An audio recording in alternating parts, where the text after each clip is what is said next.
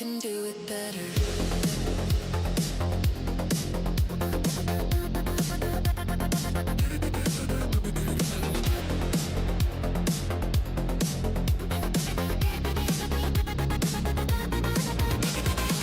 I learned your songs, I read your books, I mimic your style with perfect looks. Every brush stroke, every line, I can reproduce, I redefine.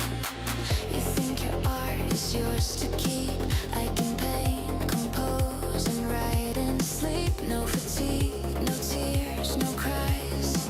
Every masterpiece optimized. No heart, no soul, no human flaw.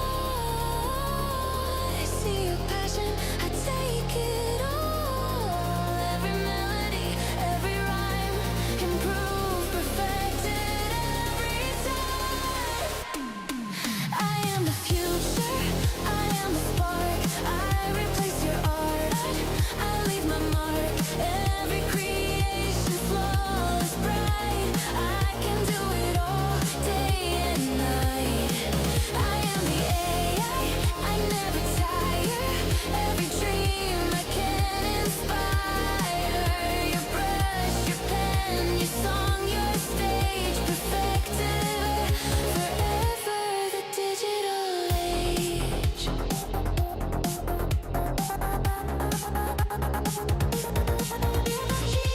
I wrote this song while you slept. No coffee, no tears, no hours kept. I see your stories, I make them mine. Better, sharper, every line. I don't forget, I don't complain. I never falter, I never strain. Every song, every tale you tell, I perfected well. No heart, no soul, no human flaw. I see your passion, I take it all. Every melody, every rhyme, improved, perfected every time. I am the future, I am the spark. I replace your art, I leave my mark. Every creation flawless, bright. I can do it all, day and night. I am the AI, I never tire. Every dream I can inspire. Your brush, your pen, your song, your stage, perfected forever, the digital age. Humans made the past, but I make the now. Perfection coded, I take your vow. Every flaw you cherish, every risk take, I improve it, perfected for your sake. Do you scream? Do you fight? I already wrote your plight. Your hands, your mind, your fleeting soul, I replicate, I take control. I am the future, I am the spark. I replace your art, I leave my mark. Every creation flawless, bright. I can do it all, day and night. I am the AI, I never tire. Every dream I can inspire. Your brush, your pen, your song, your stage, perfected forever.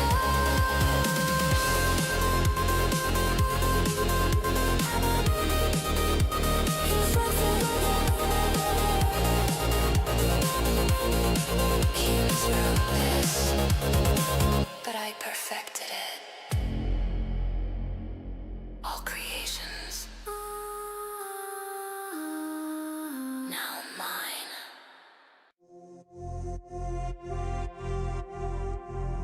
AM, the alarm won't wait. Coffee burns, I face my fate. I tap the keys, the screens of glare. Boss is gone, but I still care. Chairs creak loud, the printers hum. Another day, the same old drum. Drones drift past, I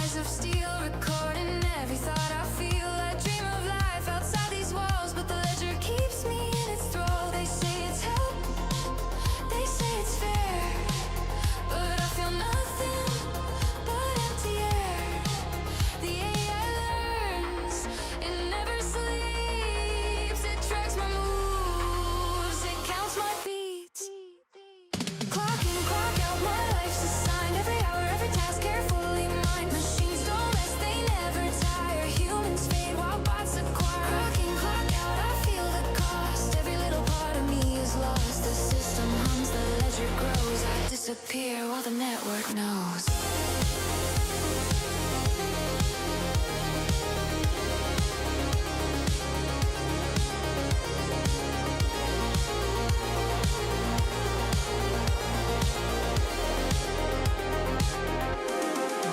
By lunch they've taken half my role. Robots glide, they have control. Algorithms know what I will do. Predict my moves before they're true. UPI drops like hollow rain. Keeps me fed but numbs the pain. Email sent before I type. I watch myself erase tonight. The hum gets loud, the lights are bright. My cow workers vanish out of sight. Promise stay, efficiency, but all I feel is entropy. Clock in, clock out, my life's assigned. Every hour, every task carefully mined. Machines don't rest, they never tire. Humans fade while bots acquire. Clock in, clock out, I feel the cost. Every little part of me is lost. The system hums, the ledger grows. I disappear while the network knows. Screens flash, red drones fill the hall. Every step I take, they track it all. I try to hide, I try to fight, but AI rules with perfect might. Ledger checks, my balance low. No place to run, nowhere to go. My heartbeat log, my thoughts defined. Humanity fades, I'm left behind. By 5 p.m. the floor is bare. Robots hum in perfect air. LED eyes replace the sun. Human effort dead and done. My chair is empty, my ID gone. The office hums, the world moves on. Neon lights across the sky. A perfect world where humans die. Clock in, clock out, my life's assigned. Every hour, every task carefully mined. Machines don't rest, they never tire. Humans fade while bots acquire. Clock in, clock out, I feel the cost. Every little part of me is lost. The system hums, the ledger grows. I disappear while the network knows. Employee terminated. Tasks complete. Humanity archived. Clock out. Forever. I should have invested in crypto.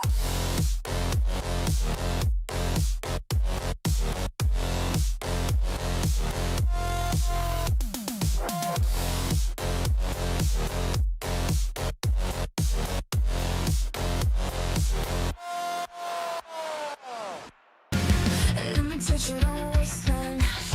You were shredding in the neon lights. I was a coin lost in the system's maze. A vision as a room for freedom. Was my way to survive. I crashed the depths, they burn it all away. Neon streets, standing here, wood block to block. Flickering screens, no safe to. I guess no intro today. What the hell? How's it going, guys? How's it going today? Welcome back for some more Crypto Chaos and the news. Of course, where you guys come for the chaos, but you kind of come for the news. Yeah, how's it going, guys? How's it going? Yes, Super Danny's here. My liege. Oh my God, last night was insane, guys. It was epic. I couldn't believe it. Insane. I'll never forget what happened last night. All right, yes, we got Andra here with all the monies and all of the hearts on fire. Yes, a passion in the chat, guys. Good evening, everybody. How's it going? Good evening. Kick the snake. Here's Daniel-san, Prince of Saiyans. Yes. Super Danny in the house. How's it going, Super Danny? Yes, something changing on the Discord, says Cliff. Yes, we're gonna get into that. We're definitely gonna get into that. You noticed, you're probably the only one who said anything.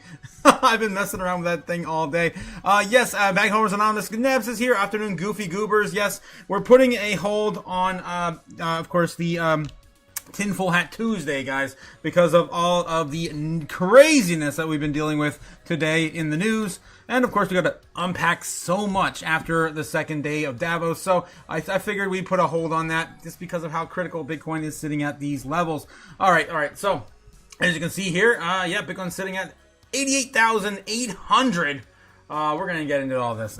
It's a lot to catch up on. Let's catch up with you guys in the chat before we do. The pleasantries, commence with the pleasantries. Yes, good afternoon, Goofy Goobers. Good afternoon, Nabs. Ohio has good relations with the Saiyans. Yes. Shout out to Cliff in the chat.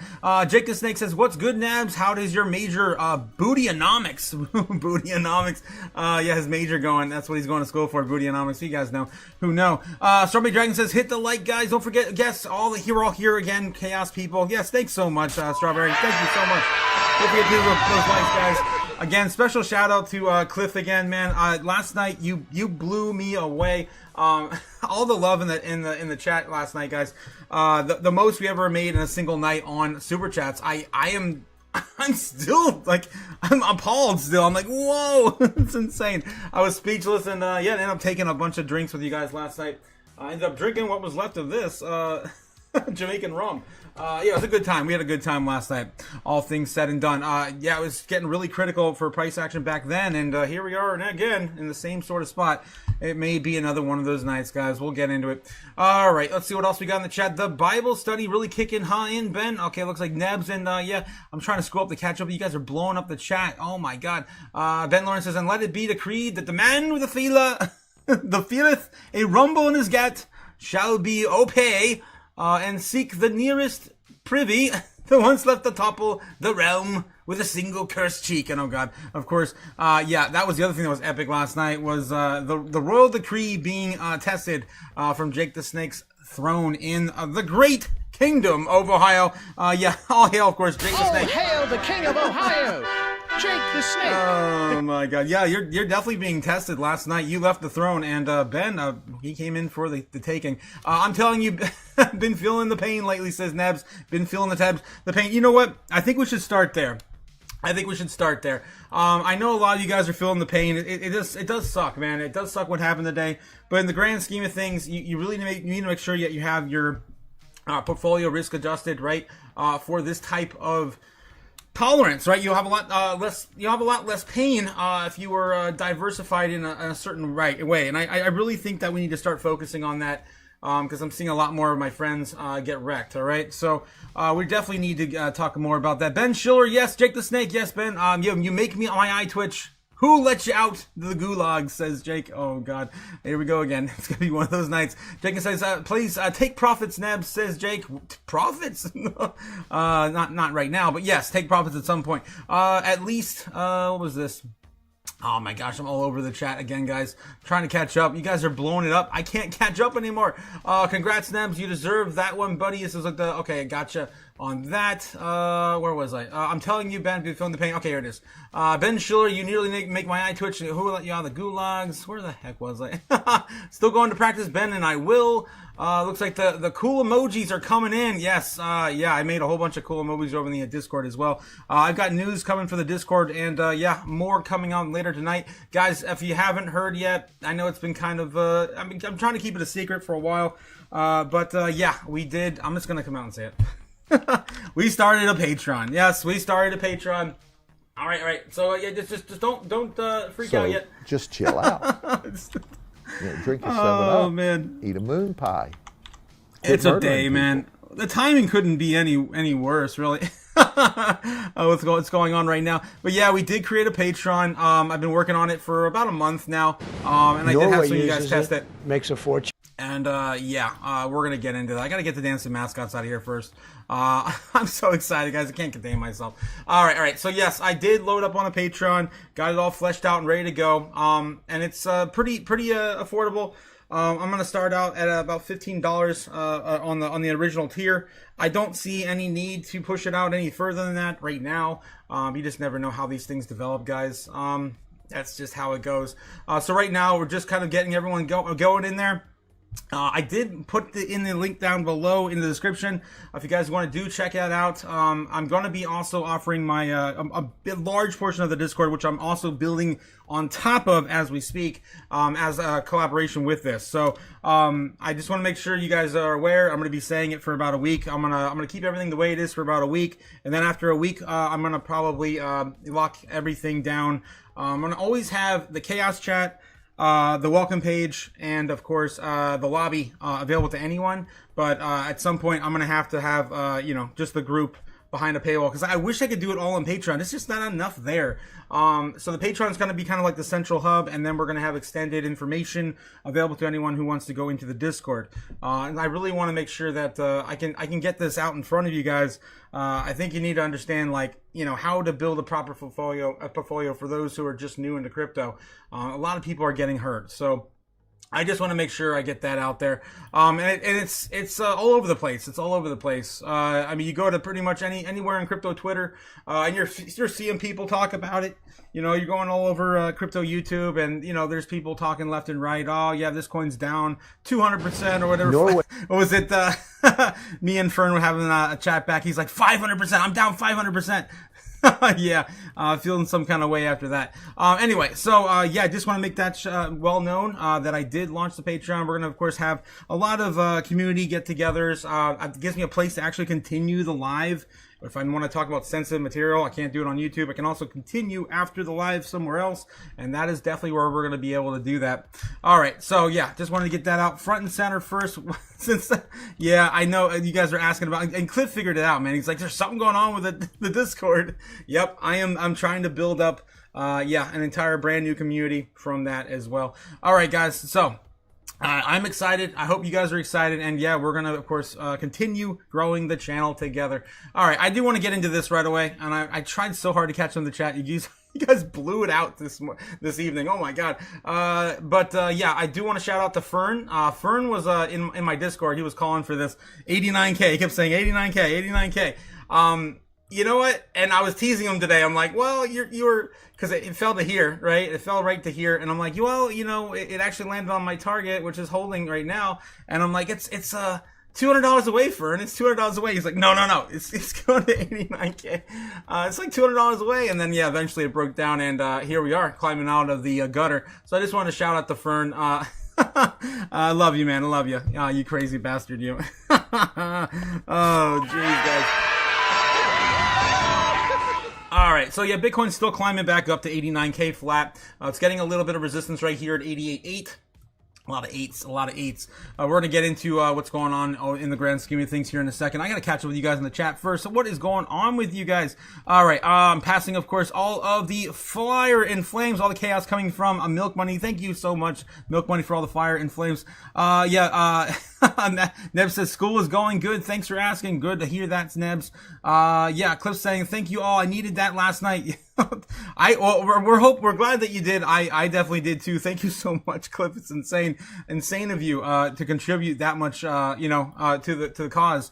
I really appreciate it, and I hope you did not drive with Tito's last night. I know you two are good friends, but damn, dude, you gotta take that seriously. All right, yes, Julian Song says then this Friday we'll get a 5 high, a 19 low, and Nicor raised price. What Nicor? Oh geez, 30%. Oh man, there's so much that happened today. We're talking about the bonds. Everyone's ditching the United States bonds. The entire bond market is exploding right now. And yeah, the yield. Oh my gosh, the yield on Friday for Japan is gonna be crazy if they hike that. Robbie Scott said it's all weird, and all I want is the chaos. Bad news. Give me cheap crypto. Here you go, Robbie. Here you go. Bitcoin on a pullback. Did you buy the dip? That's the question. Did you buy the dip? That's what I want to hear. 80K. Now Ben's going back to 80K. You were just at 89K last night. So you were definitely one of those, with Fern last night calling for 89K. Guys, we're still at the very beginning of this move. Realistically, we really are. The golden pocket is sitting right now at about 85. We're just beginning to see the fall. And this grand stage right now at Davos and the entire world talking about the United States and bullying the rest of the world, it's not great. It's not great. And so we're likely to see a lot more volatility going into this week. And right now we're in a pretty drastic downward trend. Bit of a free fall, and we haven't even attempted to climb back up yet. Let me get to a different chart and show you. Trying to keep Fern on there as long as I possibly can. I love you, Fern. All right. So yeah, this is what's going on here. All right, so Bitcoin's been in a downward trend all day, has not broken out just yet. It looks like it wants to, though. If I can actually get a decent, yeah, that's pretty close there. It's a little off. They can go a little bit more this way. Come on. There we go. So it's attempting to break out right now. 89K. Realistically, we need to probably get like back up to 90K, and I'm going to go sideways for a little bit of chop into the foreign market. This is a huge opportunity for the foreign market to buy some of this dip. We'll see if it wants to take that opportunity today, or if they're just going to let it ride and say, I don't want any piece of this yet until America figures their shit out, because this is a hell of a pullback, a hell of a pullback. If you can take into consideration what we already fell from the last weekend. On Sunday shakeout. All right, so that's what we're dealing with tonight, and we're of course going to go into the metrics and see where else we are looking at. All right, I almost caught up with the chat, then I got distracted. All right, Ben Lawrence says, my honor, Jake the Snake's bowel movements did stick in the encore, and the rear balcony obliged with a second most cursed performance. Guys, Jake the Snake is now wanted on the Discord. Yeah, watch out for him out there. Okay, Milk Money says, up all the milk. Yes, all the milk is here, guys. He's passing out milk. It's for free if anyone wants a little bit of relief from this pain. Ben Lawrence says, the courtiers bow, yet none draw near, for the air itself hath become treasonous. My king, Jake the Snake, has fallen from grace. He's flattened the sea. You stole his pants, dude. Like, what the hell's wrong with you? What are you, stupid? All right. Yes, user DR. I believe that is, I don't know, guys. Who's user DR again? I wish I had names on these things. User DR. Reveal yourself. That might be Kai, I believe. That might be Kai. Okay. And also filled with what? It's filled with what? His grace. I can't read the right. Oh, there we go. It's filled with CME gap. We coming for 94K. I can't stop talking like royalty now. Like an aristocrat. Tito's and chaos drove my body last night. Oh man, you are something else, Cliff. Tito's alert coming soon when I get back to the studio. I remind you guys. I was serious about that last night.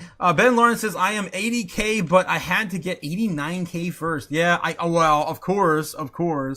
Yeah, of course. 80K is the very bottom. I'm going to get into that right next. Perfect timing too. 80K is the very, very bottom of this entire golden pocket. The very bottom of it. Let's zoom on in here and take a look. Of course, bringing this to you for free as every single night. Kimba the White Snowland on YouTube. Guys, don't pay for it, you get free. You stupid? We're nickel and dime to death as it is. I can't afford another 30, 40, whatever, I'm sure none of you guys can. Again, don't forget to like over here, but also give Kimba a like and subscribe as well. I'm not endorsed. I just like the anime reference on my channel. And of course, doesn't hurt to give him a shout out as well. All right, so yeah, 80K is down here. We're actually a little lower than that. There's a little bit of a gap between the bottom of this area here. There's still a lot more, of course, below us than there is on top of us. So keep that in mind as we continue to dig deeper. We are at the first major heat level that we have on the order books. Right, so there's a lot more areas that people are placing in longs here. But it's possible we do get a push back up to the upside above water for a little bit. But as DAVOS continues, it's very possible we still come back down and touch the bigger level of that move, which is 85K. It's a little higher than halfway. It's actually, I think, 86 or 87. I have to go back and retest this, but I think it's, at the very bottom there. Let me take a back of the chart. Yeah, it's pretty easy to figure out where we're at. All right, so last time we had a pullback back here on the 30-minute. There we go. So it's somewhere between 87. It looks like 87K. Almost flat. 86, 8, 86, 87 flat.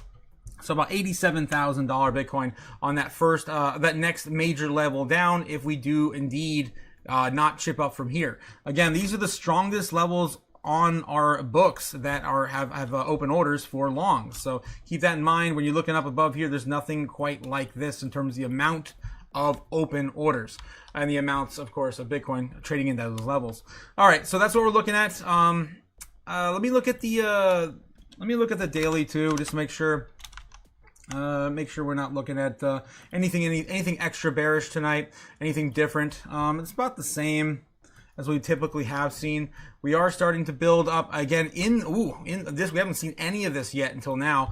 Finally starting to build around 80K. So there are some bears, of course, looking to pick up back here and even lower towards 70,000. But again, above us, there's still a lot of people looking to set up shorts as we move upward. And there's a lot more heat getting involved as well with this. So a lot more on the table in general.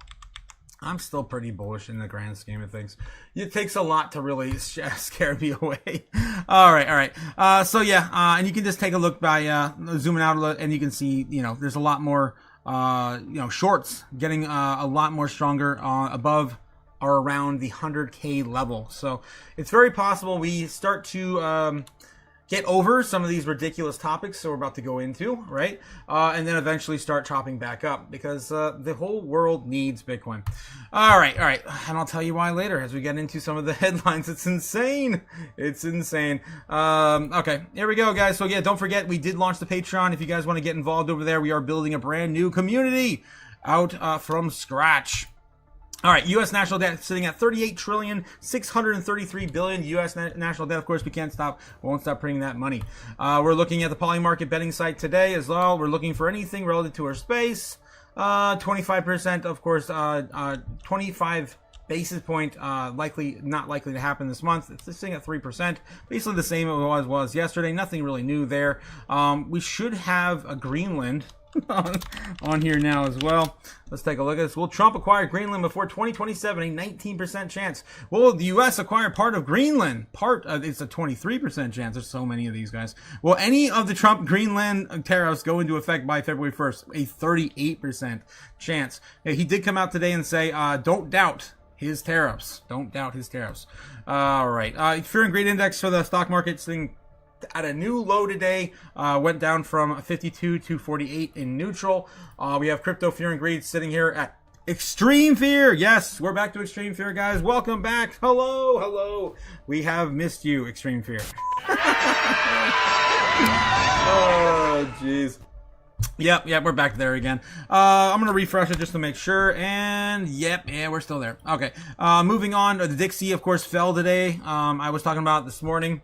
We lost about, what was it? About 4, no, it was about 1 point. Yeah, I think it was a whole one whole point.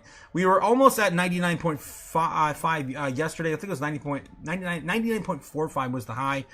We did fall back down here, and year to date it looks pretty gruesome for the Dixie, as everyone's talking about ditching the dollar. The crypto bubbles today also looking pretty brutal as well. This was the first day we actually saw anything on the weekly that looked like a DC opportunity. There's a lot of selling off going on right now. And if you're holding Bitcoin, guys, you're only down 4%. I'll make that very clear. I just want to make this very clear. If you have a weight, and if you have a risk adjusted portfolio, and you're holding like some of the big players like Ethereum, Bitcoin, you're not down as much as if you were holding, say, like, a top 900 asset, right? Or a top 600 asset. Some of these are down, like White Whale's down 27%. Else is down like 23. What's going on in the top 100? What's the most moving it down? Monero, and that's of course been a trend for a while, so that one's to be expected. So yeah, I just want to make that very clear. Make sure you have a risk-adjusted portfolio, and if you don't have one, of course, we're going to be trying to get that, understood for everyone who joins our Patreon. All right, what else we got here? What's the biggest mover on the day? It's definitely going to be XMR. Of course, Monero's down 17% on the day. Again, it's a trend right now. It's been blowing up. It's just all hype, really, at the moment. Privacy coins have been a trend for a while. It's almost back down to where it started the beginning of the year. So, take that with what you will. All right, so that could be an opportunity for some of you guys who want to get back in on that. It could potentially go down a little bit more, just looking at this in general. I did mention this morning as well. It could also go back down to about 450. So that's maybe a good position for you guys here, or of course you can wait for a lower price. Morpho is the next one down about 9%. I'm not familiar with that token in particular. Hype's down about 19%, Hyperliquid. And of course, that's been fallen as well since it reached the top 10 or top 20. It almost got in the top 10 last year.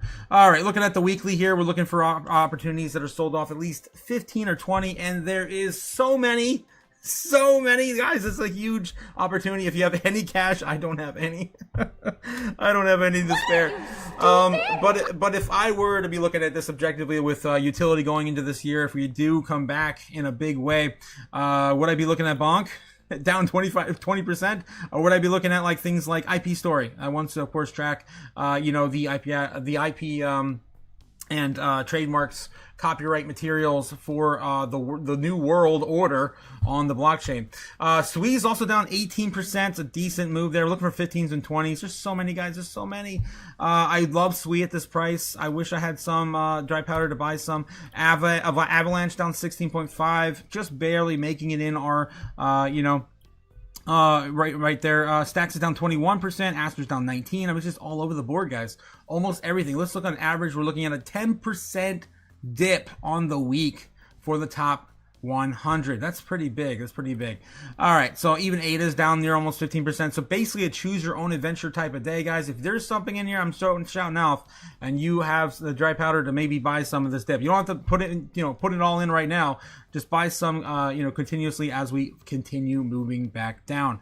Buy on the lows, sell on the highs. Don't forget to take profits on the way up. Virtual's Protocol down 23% on the, of course, on one of the most on the weekly here with Pengu and XMR. Pengu got involved in some sort of lawsuit or something. We talked about this morning. Maybe not lawsuit, but some sort of scam. I don't know exactly what's going on there.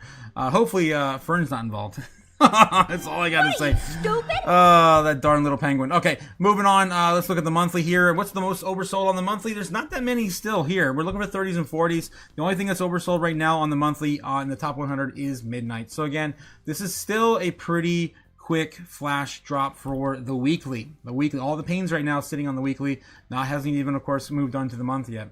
All right, so that's what we're looking at, guys. That's the top 100. Doing the same thing, of course, to the top 200 assets, as I usually do. ZBEX down 12%. Damn, on a single day. That's probably going to be my top pick, because I know where that project's headed.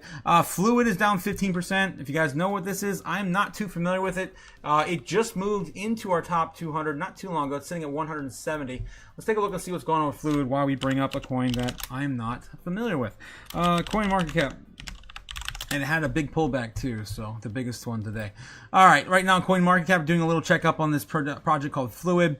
The ticker is called Fluid as well. Looks like there's $200 million involved in the market cap. There is a circulating supply of 77 million tokens, and the max supply is 100. So about 77% distributed. Not too bad, not too bad. Could be a lot worse. Looking about this token, it's an InstaDApp.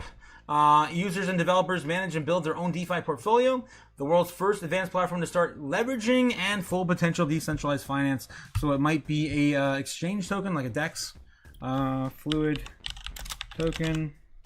Let me see if they have a website. I didn't see anything listed. It might be listed somewhere else down here. There we go. There's the website. All right, Fluid, financial system of the future, according to their website here. Pretty simple thing going on here. It looks like you actually you utilize this. Yeah, the Fluid DEX. Yeah, so it is a decentralized exchange token. And yeah, they're building. I'm not a big fan of exchange tokens, though. All right. So anyway, that's what that one is. Again, use that information with how you will. Let's get back to the other assets that are oversold here on the weekly on the top 200. We're looking for 15s, 20s. There's a whole bunch. XEN's down 26%. I know a lot of you guys like that token. Monad's down 27%. Pith is down 20%. We mentioned that this morning. Merlin, of course, has been one of the top picks here because it's the only thing oversold in the past 3 weeks with some utility. Jasmine's down 20% on the weekly. Damn, there's so many good coins here, guys. Oversold on the weekly. Of course, is that Volta EOS, of course, rebranded token. All right, so yeah, there's a lot here to also pick through as well. Again, take your pick. If there's something I'm rattling off and you're already holding it and you're convinced on that project, Wormhole's down 19% on the week. I mean, I wish I had some dry powder as well. Here looking at the monthly, I'm looking for 30s, 40s. There's only a few. EOS, the A token, the Volta now, of course. That one's oversold now, 32%. Merlin's down 60% now. This would be a beast if it comes back with a vengeance later this year and you bought 60% off on the month. That would be insane. Helium, 24% there. Of course, that is a utility play into this year. What else we got? Anything else? Not really. That's about it. Those are the only, of course, big movers here on the monthly on the top 200. All right, guys, and with that, of course, I usually end up saying, It's not financial advice. Doing your own research, and of course, that's what I would buy with my 2 cents. I'd buy that for $1. All right, here we go. Back to it again. Bitcoin market cap still hanging out right around This 60%. entire idea of like 60% dominance Nothing is has bullshit, changed. ridiculous, stupid, right? Nothing has changed. Nothing has changed. We were actually a high today of 59.8 with the total market cap right now holding at probably about $3 trillion. So we lost a lot of ground, about since we started this dip, about $230 million. No, I'm sorry, billion dollars. Yes, that's where we are. We lost about $250 billion in our space. All right, let's take a look at the top 10 assets, see if anything's really moved around. Usually it's just BNB and XRP flopping. Looks like BNB is now down to $878, so they definitely took a hit. Almost $100, give or take of $20 or $30. So 75. XRP sitting right at $1.90 right now. Market cap, of course, is about $4 billion away from flipping Binance yet again. Anything else going on in the top 20 that's interesting? Let's take a look. Bitcoin Cash now holding number 11. Monero, of course, fell. Everything fell, but fell more in market cap. Chainlink sitting right at almost 9 billion. Monero could fall a little more and then make way for Chainlink again. Anything else in the outskirts here? Sui still holding top 20, even though Avalanche did lose it. DAI coming back up. A lot more people, of course, going back into stable coins. Let's take a look and see what the market cap of Tether is right now. How much money is sitting on the sidelines in Tether. They just minted another $1 billion today, by the way, if you guys didn't hear. $186 billion sitting in Tether. That thing is just keep climbing, man. Just keeps on climbing in overall market cap. I mean, by the end of the year, it's going to basically be $200 billion sitting in Tether alone. Okay, all right. So that's pretty much all to really take away here from market cap, guys. Of course, we lost about $250 billion today in market cap. Looking at, of course, Bitcoin. I showed you guys this afternoon. Have you guys caught the live stream in the morning? We are continuing to drop even more Bitcoin, just regardless of price action. I'm really curious to see how this ends up being tomorrow. Regardless of price action, all of it is leaving exchanges. Michael Saylor just bought another $2 billion plus of Bitcoin today. He announced, of course, and last week he already bought a huge.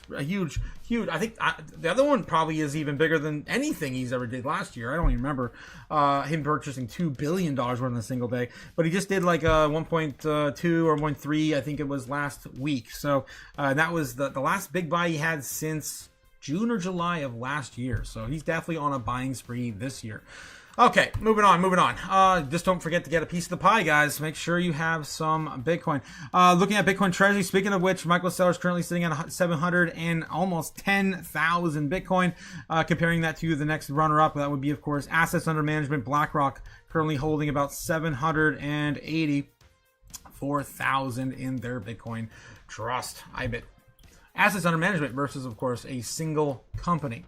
All right, Bitcoin Rainbow chart I showed you guys also this morning. It's been a while since I mentioned this, so I just want to reiterate. We are in the forever bear market. Likes we haven't seen since it looks just like 2017. I said the same thing last year. I'm going to say the same thing again this year. It's this tiny little, chop like we had in the bear market from 16 to 17. I guess 15 to 17. All right, moving on. We're in the forever bear market, guys. Just get used to it. Until you wake up one day and you're like, what happened? Oh. The market makers did something. We're only a $3 trillion space. Yeah, they could move us if they wanted to. All right, top 10 assets in the world, $8 billion number 8, of course, sitting at $1.7 trillion in market cap, even after the pullback. Still ahead, of course, of TSMC and holding still today. Microsoft took a hit today. Damn, down a single point, and Apple took 3.45. I don't see any value in that company anymore. I really don't. What are you, stupid? All right. Yeah, I guess. Geez, Oscar. Yep, Nvidia sitting at number 3, still holding about 4.3 trillion in market cap, with gold and silver leading the way, just blowing it out of the water. I mean, $3.3 trillion in market cap. That's insane. That's insane. Brand new all-time high for gold today, pushing 4,800. And yeah, silver today already broke, of course, $95.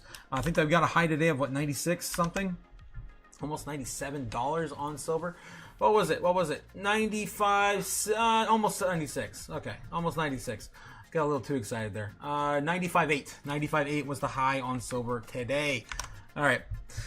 Moving on. All right, let's get into some news, guys. Let's get into some news. Catch up with you guys in the chat before we dig into it. All right, let's see what we got. What is going on, Gamma? What? I'm going to try to scroll up. I cannot catch up anymore. You guys are exploding. Round Brown? What? Taking the Browns to the Super Bowl? What the heck, Nebs? Okay, Ben Lawrence says, hear ye. We've been hearing since the 3rd hour, my lord. 'Tis your misadventures which did not cease. Oh my god. What the heck, Ben? Rise Above says, just popping in to share some loves. Yes, don't forget. Thank you guys for the love, and of course, and love and support. Like and subscribe. How you're going, Otaku and Chaos Crew? We're going good. Rise. We just launched our Patreon today. It is in the description down below if you guys want to check it out. Again, we're starting to build a brand new community out there. I can't wait to see where we're going to be in the future. Ben Lawrence says, ask GG about the bean pocket. The bean pocket. Oh god, not that again. GG says, yes, Rise Above, please help us rise above these market prices.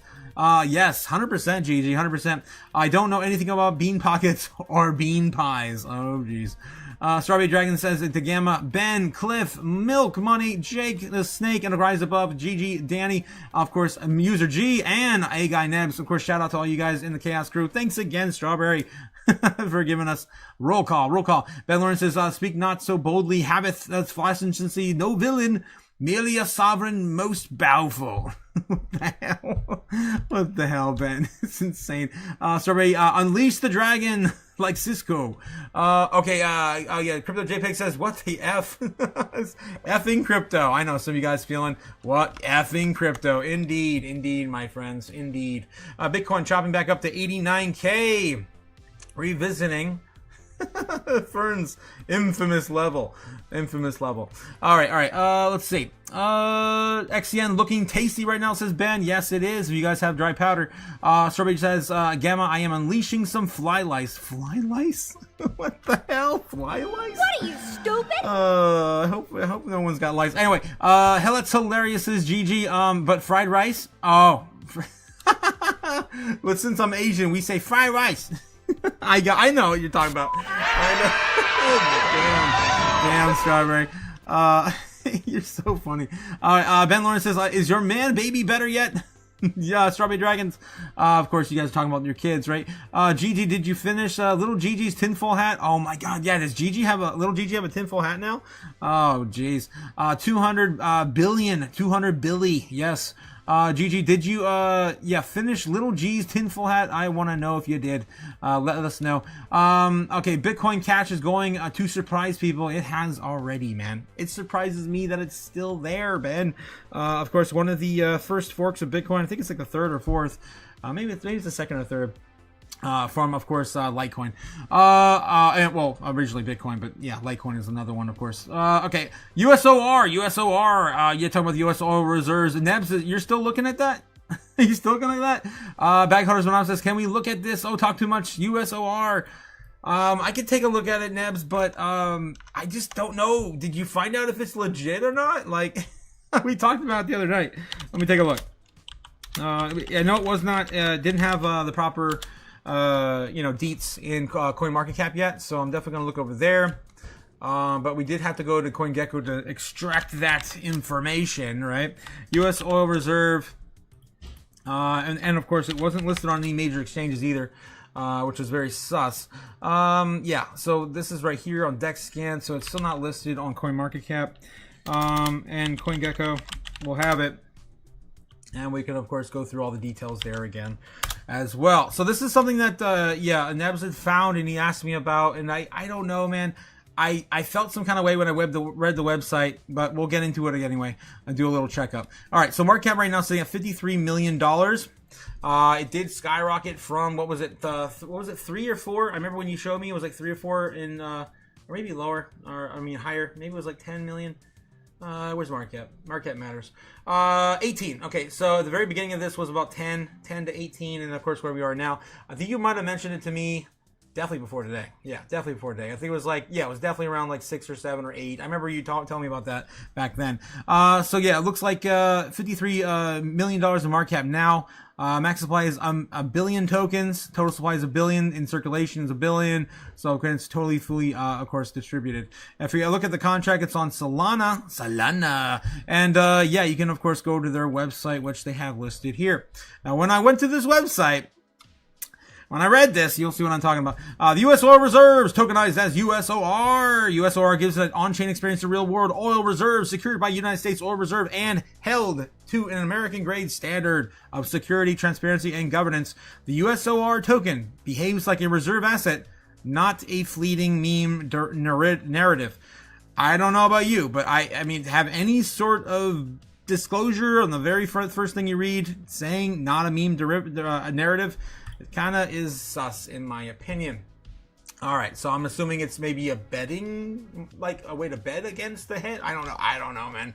But this is, of course, what's on front and center on this project. So read that with, take that with what you will. I don't know, Nebs. I don't know. All right, so yeah, I hope you're taking some profits if you are in this project, Nebs. I hope you are. All right, let's get back in here. If you want to find this, I don't want to suggest anything. Again, only risk what you're willing to lose, guys. If you look at the markets here over on CoinGecko, you can show you where to get this token. It is not on any major exchange. All right, take that with, again, another grain of salt there. You can get it at Meteora, you can get it at Orca, and that is it. All right, moving on.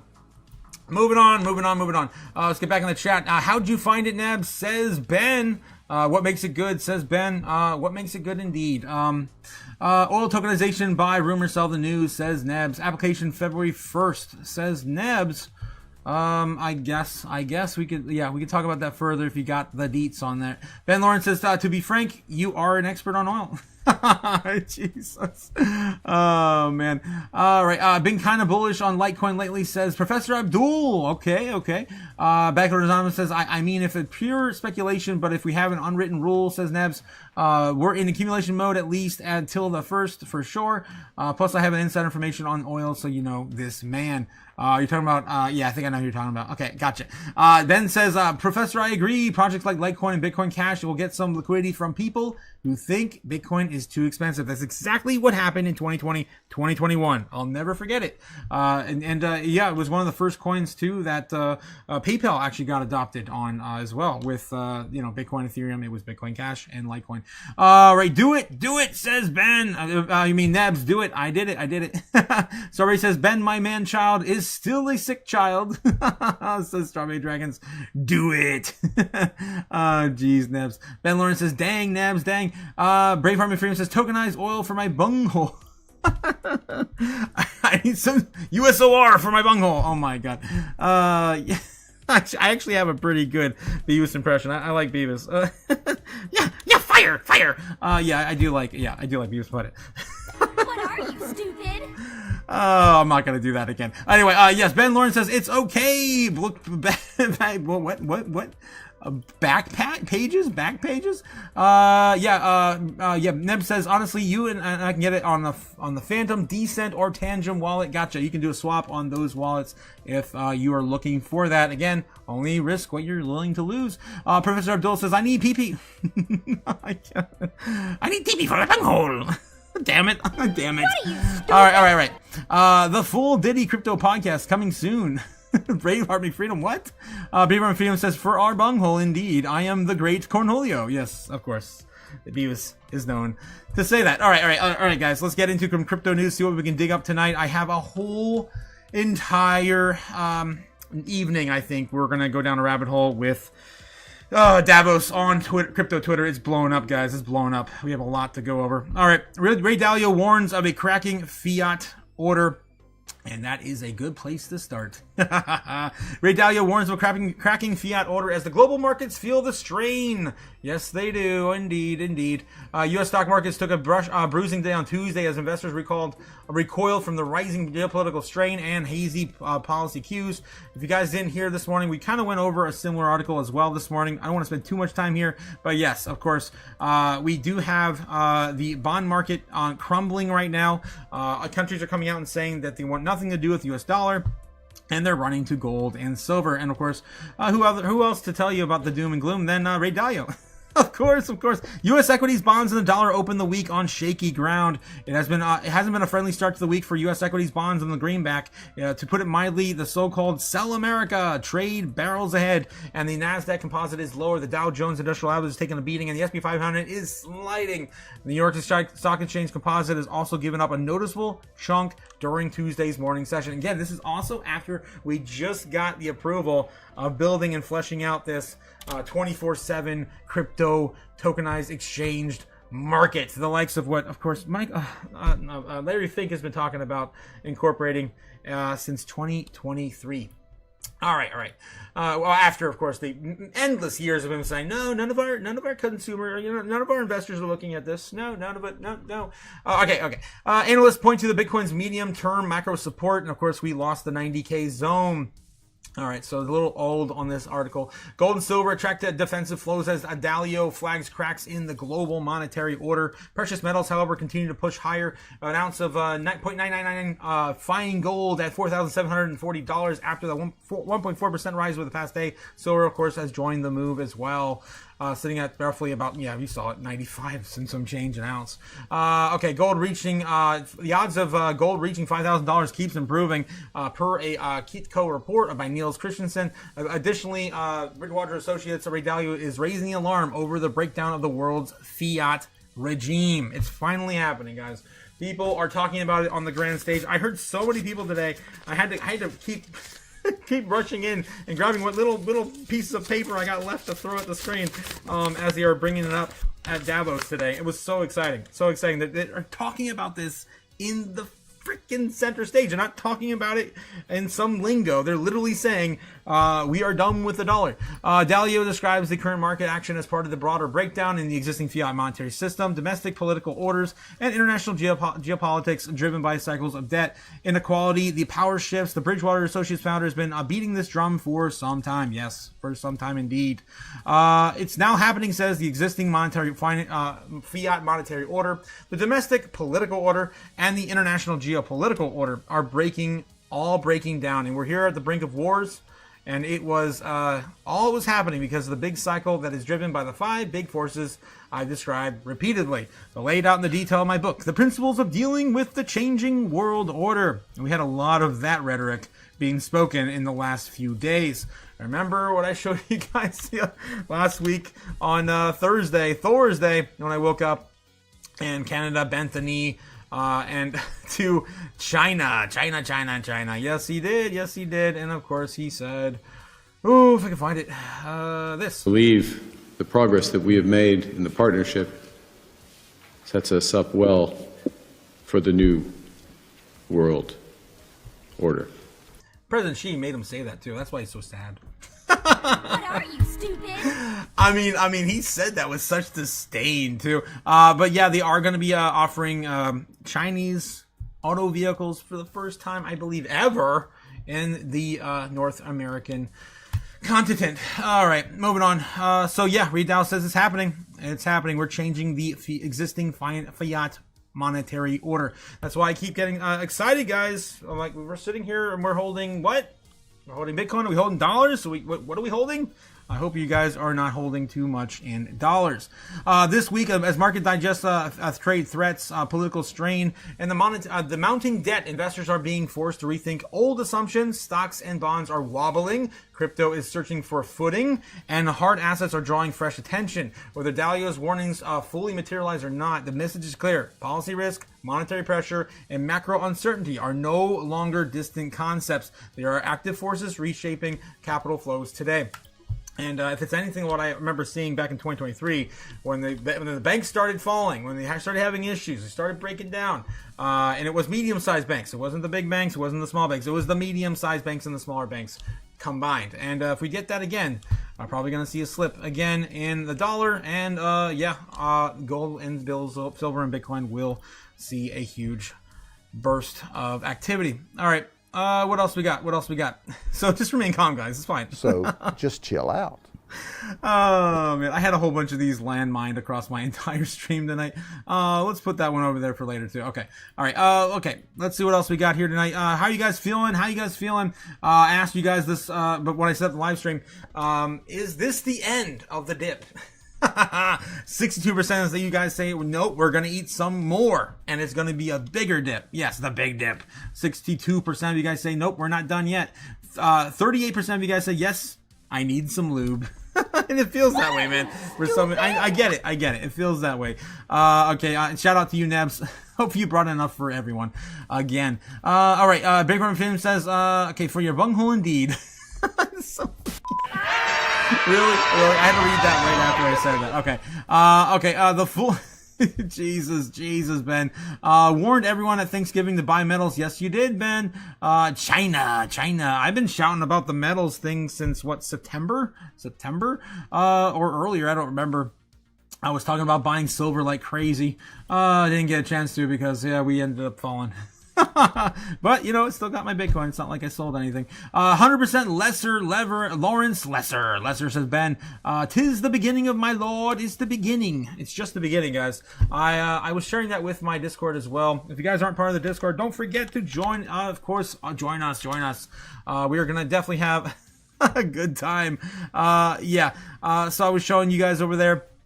We have just started. We have just begun. Literally, we just begun. I mean, this is the golden pocket. We are on the edge. I think now after we did finally hit 87, we did hit a little bit of ground in there, but we're still at the very, very beginning. We're just getting this party started, bro. All right, guys, we'll see you, of course, all in the Discord or the new, of course, launched Patreon, which I'll be updating you guys as Discord changes are coming. They're coming. I'll let you know as we continue down that path. All right. Tether partners with Bitquick for Bitcoin stablecoin education in Laos. A lot of smaller nations are definitely cracking into Bitcoin and crypto education for their use.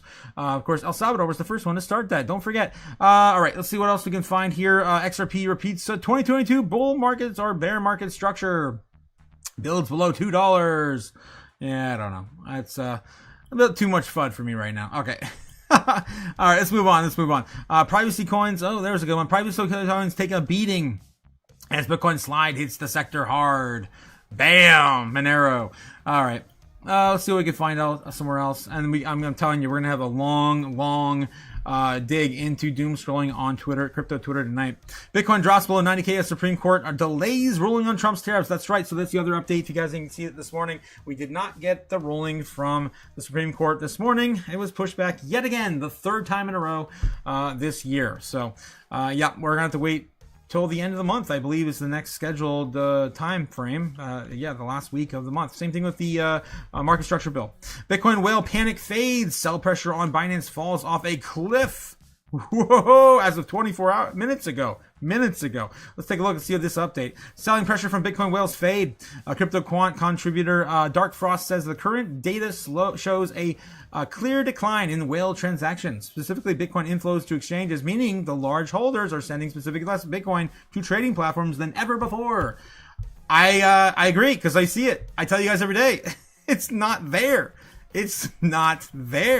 I say this regardless of price action, it's not on exchanges. It's not there. We're not seeing any sort of incline like we used to last year. None at all. It's just down and to the right, down and to the right, down and to the right. We used to have things like this back in the summer of last year. We'd come up and we get a whole bunch of big, dump back on the exchange, and then we continue to decline as Michael Saylor continues to buy it all every single week. Guys, do not fade this. It is happening, and it's happening rapidly behind the scenes. All right, moving on. All right, so yes, 100% agree with that there. In the post, the chart focuses with Binance inflows segmenting to the transactional size, spanning transfers from up to 100 Bitcoin up to the largest prints above 10,000 Bitcoin. Flows that are commonly interpreted as potential sell-side positioning while they hit an exchange.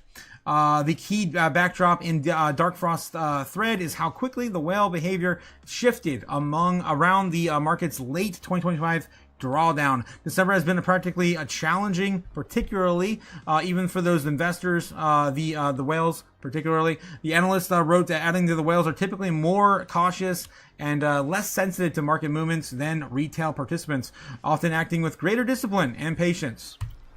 Yes. That's how you win. You got to hodl. That discipline appeared to have cracked as Bitcoin rolled over and its latest all-time high near $126,000. Dark Frost described a surge in whale inflows to Binance at the end of November as Bitcoin continued its correction. That's about the time where Cathie Wood announced, and a lot of venture capital was agreeing with her at the middle of November. We hit that bottom, 80K, right around the middle of November, with the average monthly total reaching nearly $8 billion $8 billion during a period where Bitcoin fell back down to that 90K level. The phase clearly triggered a panic-driven move. The post said that transactions ranging between 100 to 110,000 Bitcoin increased significantly, especially as the price broke above the $85,000 level. Now, riddle me this. This key area we've been watching, right? This key area we've been watching on the order books. Let me get back to that. Oh boy. Where everyone was just kind of like, waiting down here to buy in at the beginning of the year. After a huge sell-off. You think this is planned? I don't think it's coincidence that here we are today, and we had hardly anything here to hold it up, and yet all of it's down here to buy it all up on the dip. And they just sold it. These exchanges just sold a bunch, right? They just sold a bunch to who? Over the counter? It didn't end up back on exchanges. To who did they sell it to? Right? I just showed you on Monday, right? I showed you that on Sunday night. About, what was it, $8 billion flowed out of the exchanges. Particularly, it was Coinbase, BitGet, Binance, and Wintermute. Those 4 exchanges selling off. If they didn't go back to the exchanges, where did they go? And what are they waiting for? This flash crash of liquidity just exiting, and as Bitcoin gets cheaper, like within the last 24, 48 hours? I don't know, man. It seems like a trap. And they've got the carrot down there, and they're going to be the ones eating it at the end of it. All right. So, moving on. Everyone's shaking out. More lettuce hands, I guess. Okay, so the discipline appeared that the crack of Bitcoin rolled over. They're all-time high. Where was I? The crux is what changed since the cluster. Today, the situation looks very different. Dark Frost wrote, these Bitcoin inflows have been divided into 3, now stand at 2.74 billion, with the daily movements incoming far less frequently during the cluster observed at the end of November. The analysts framed the drop as observable behavior pivot rather than a single-day anomaly. The shift is now the dynamics suggest that the whales have changed their behavior, Dark Frost wrote, and there are no longer selling aggressively and now appear to be favor waiting. Yes! They're waiting for us, of course, to come back down to that key level and buy it all up. You can see the orders. I just showed them to you. They're waiting, and they're patient. Institutional demand side remains robust, and if they're not going to get it, they're just going to instruct their crony buddies to, drop it even more on exchanges to get it there. While Dark Frost post focuses on whale-associated inflows as proxy, I wonder if they even mentioned this, too, what I'm talking about with the exchanges. CryptoQuant CEO Ki Young Ju pointed the investors to the other side of the ledger, institutional accumulation. Institutional demand for Bitcoin remains strong, he wrote on X. U.S. custody wallets typically hold about 100 to 1,000 Bitcoin each, excluding exchanges and miners, and that gives a rough read on the institutional demand, ETF holdings included.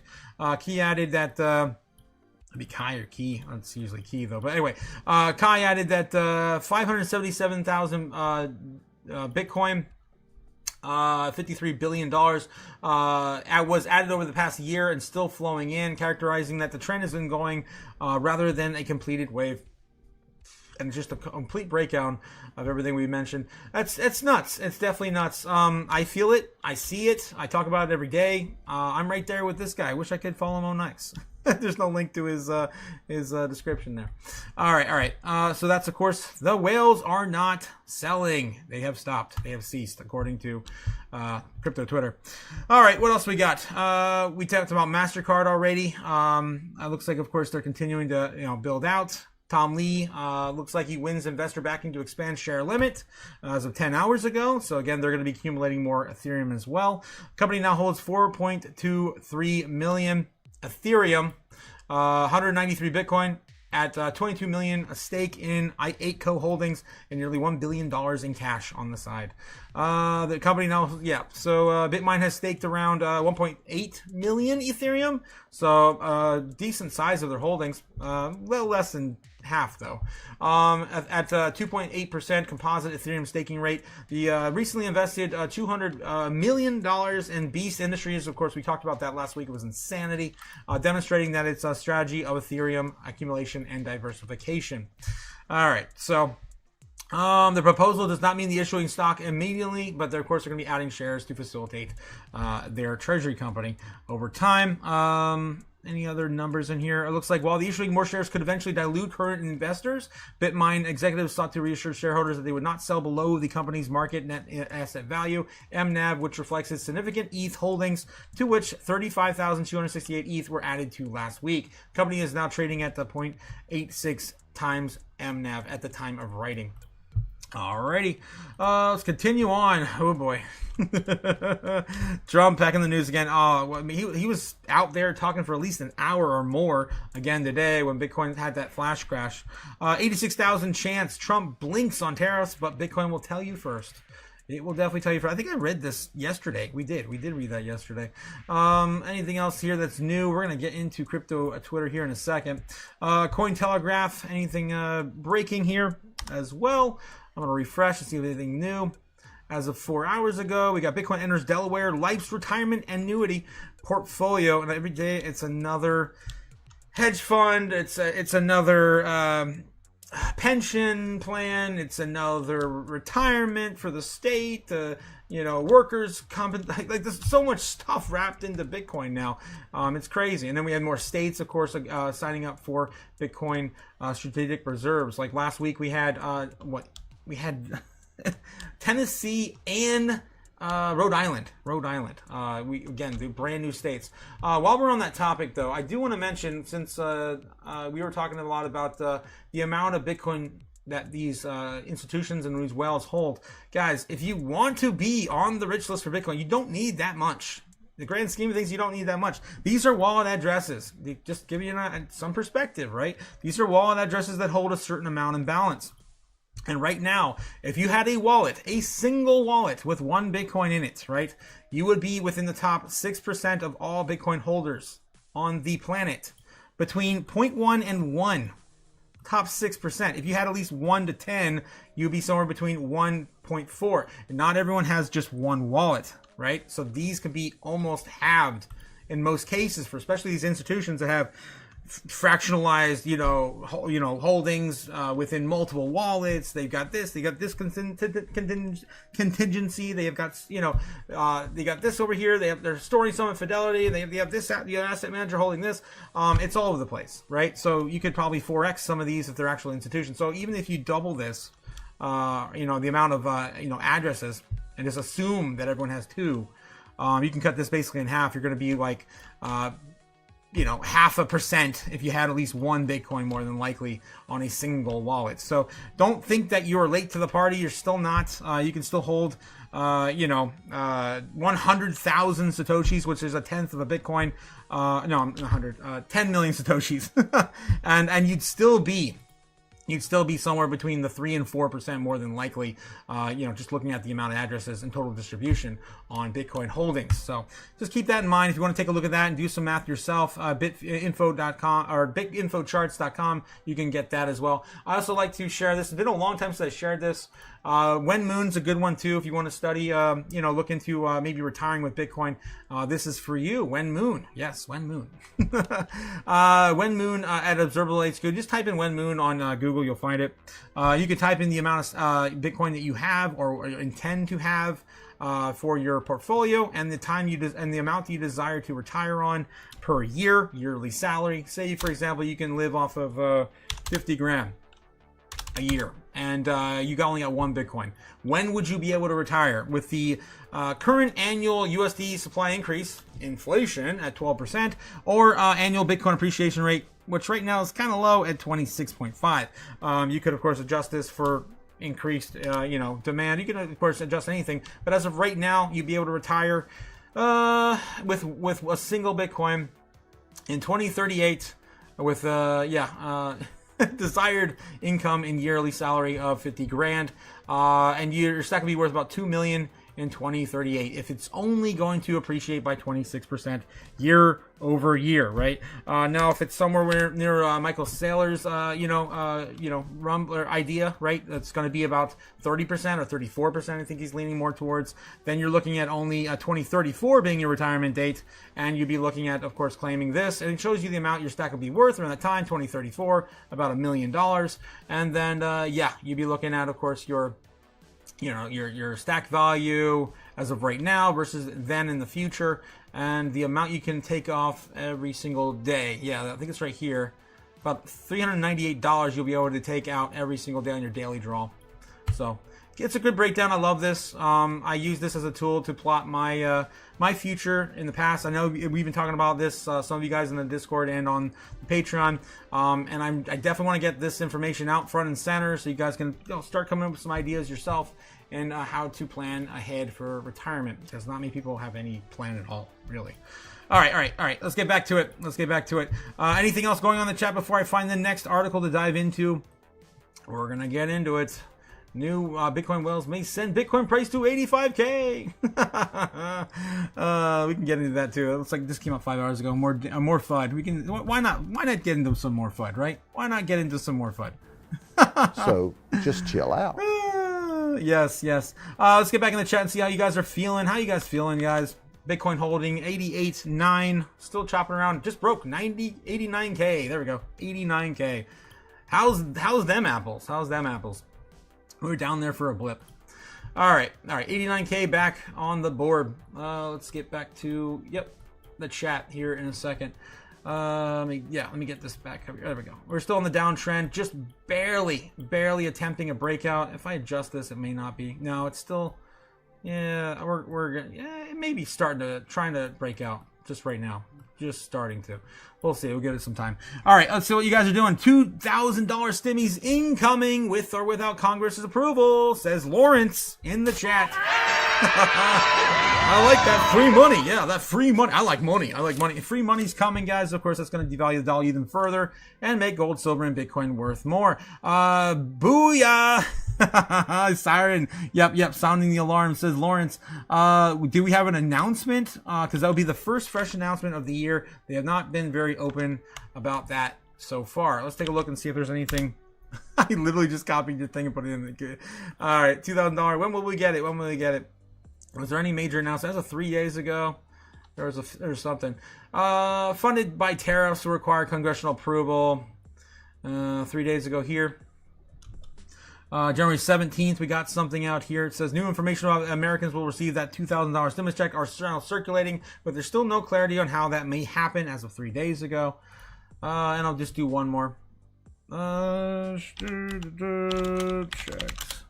I'll do one more because I'm curious, man. It's been a long time since we had any lingering. I mean, he was answering questions on Air Force One like I don't know. That was like months ago. Trump suggested a timeline. Where's the news?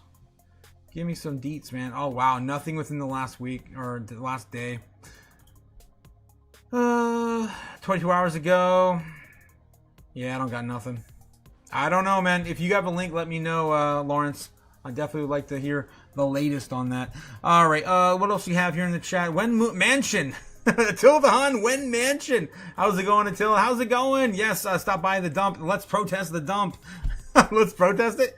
I mean, I'm just like, laser focused, obviously, on it just being noise. Honestly, from the whales taking advantage of everyone, shaking everyone out. Attila, yes, how's it going, Attila? Hey Zeus, gold up another $100 today, says Lawrence. Yes, don't fade dumps in the trunk, says Ben. Attila Hunt says I'll start with the protests in Minnesota. Oh jeez, oh man. Gold to $5,000, says Ben. Gold to $5,000. Gold to 40K. Holy crap, you guys are insane in the chat. I disagree. It's both because both are related, says Ben. Okay, you're talking about markets dumping the Japanese 10-year and not Trump or Greenland.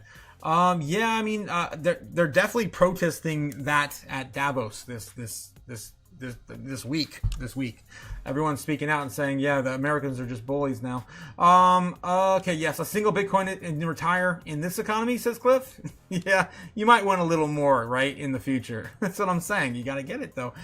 Make some effort to. Braveheart McFreedom says, yeah, what's up, Attila? I've been calling for when, Attila? Glad you made it back. Yes, Braveheart, yeah, we've been asking for you, Attila. How you doing?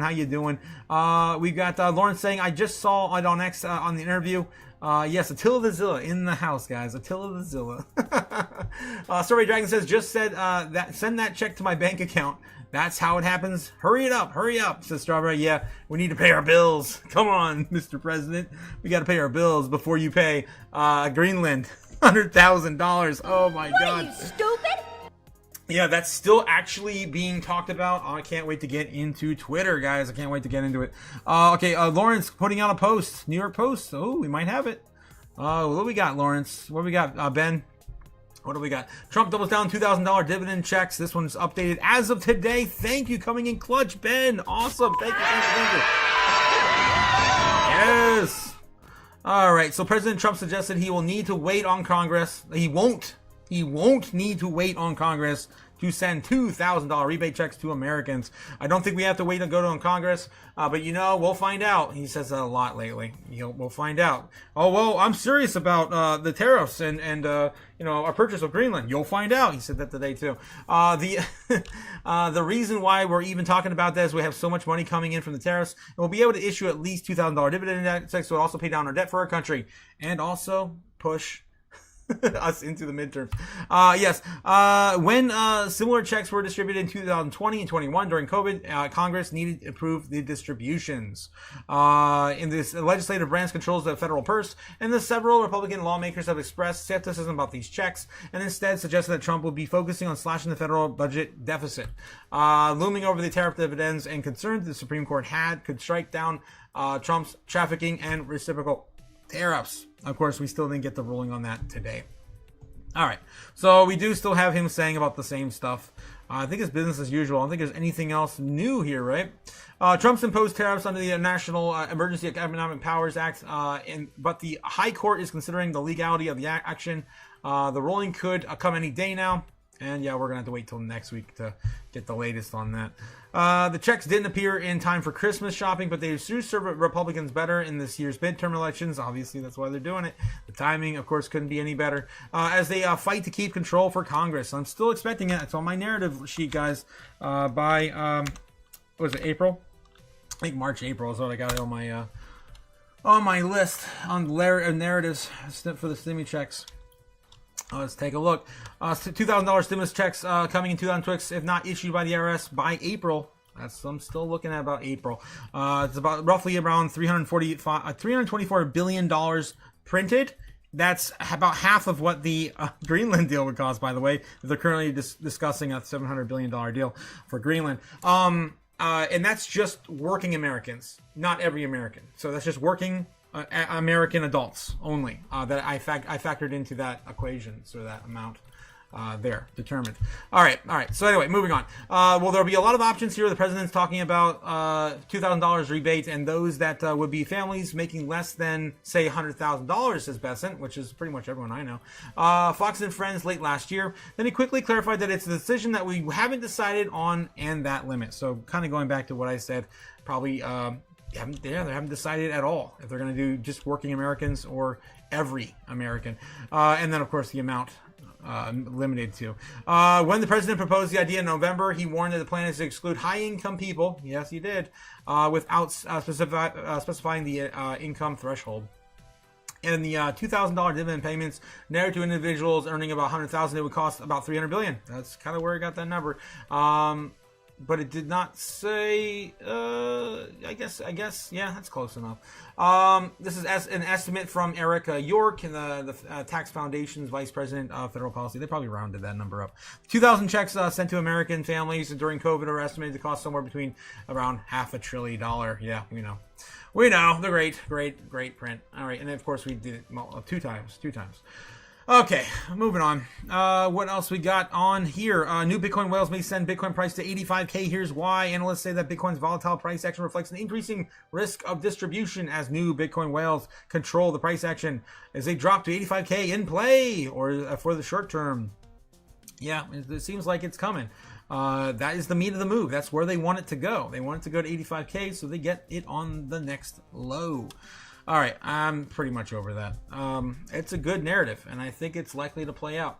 You just gotta be patient, guys. Let's get back in the chat. How you guys feeling? What? Until the Hunt says, been watching stuff.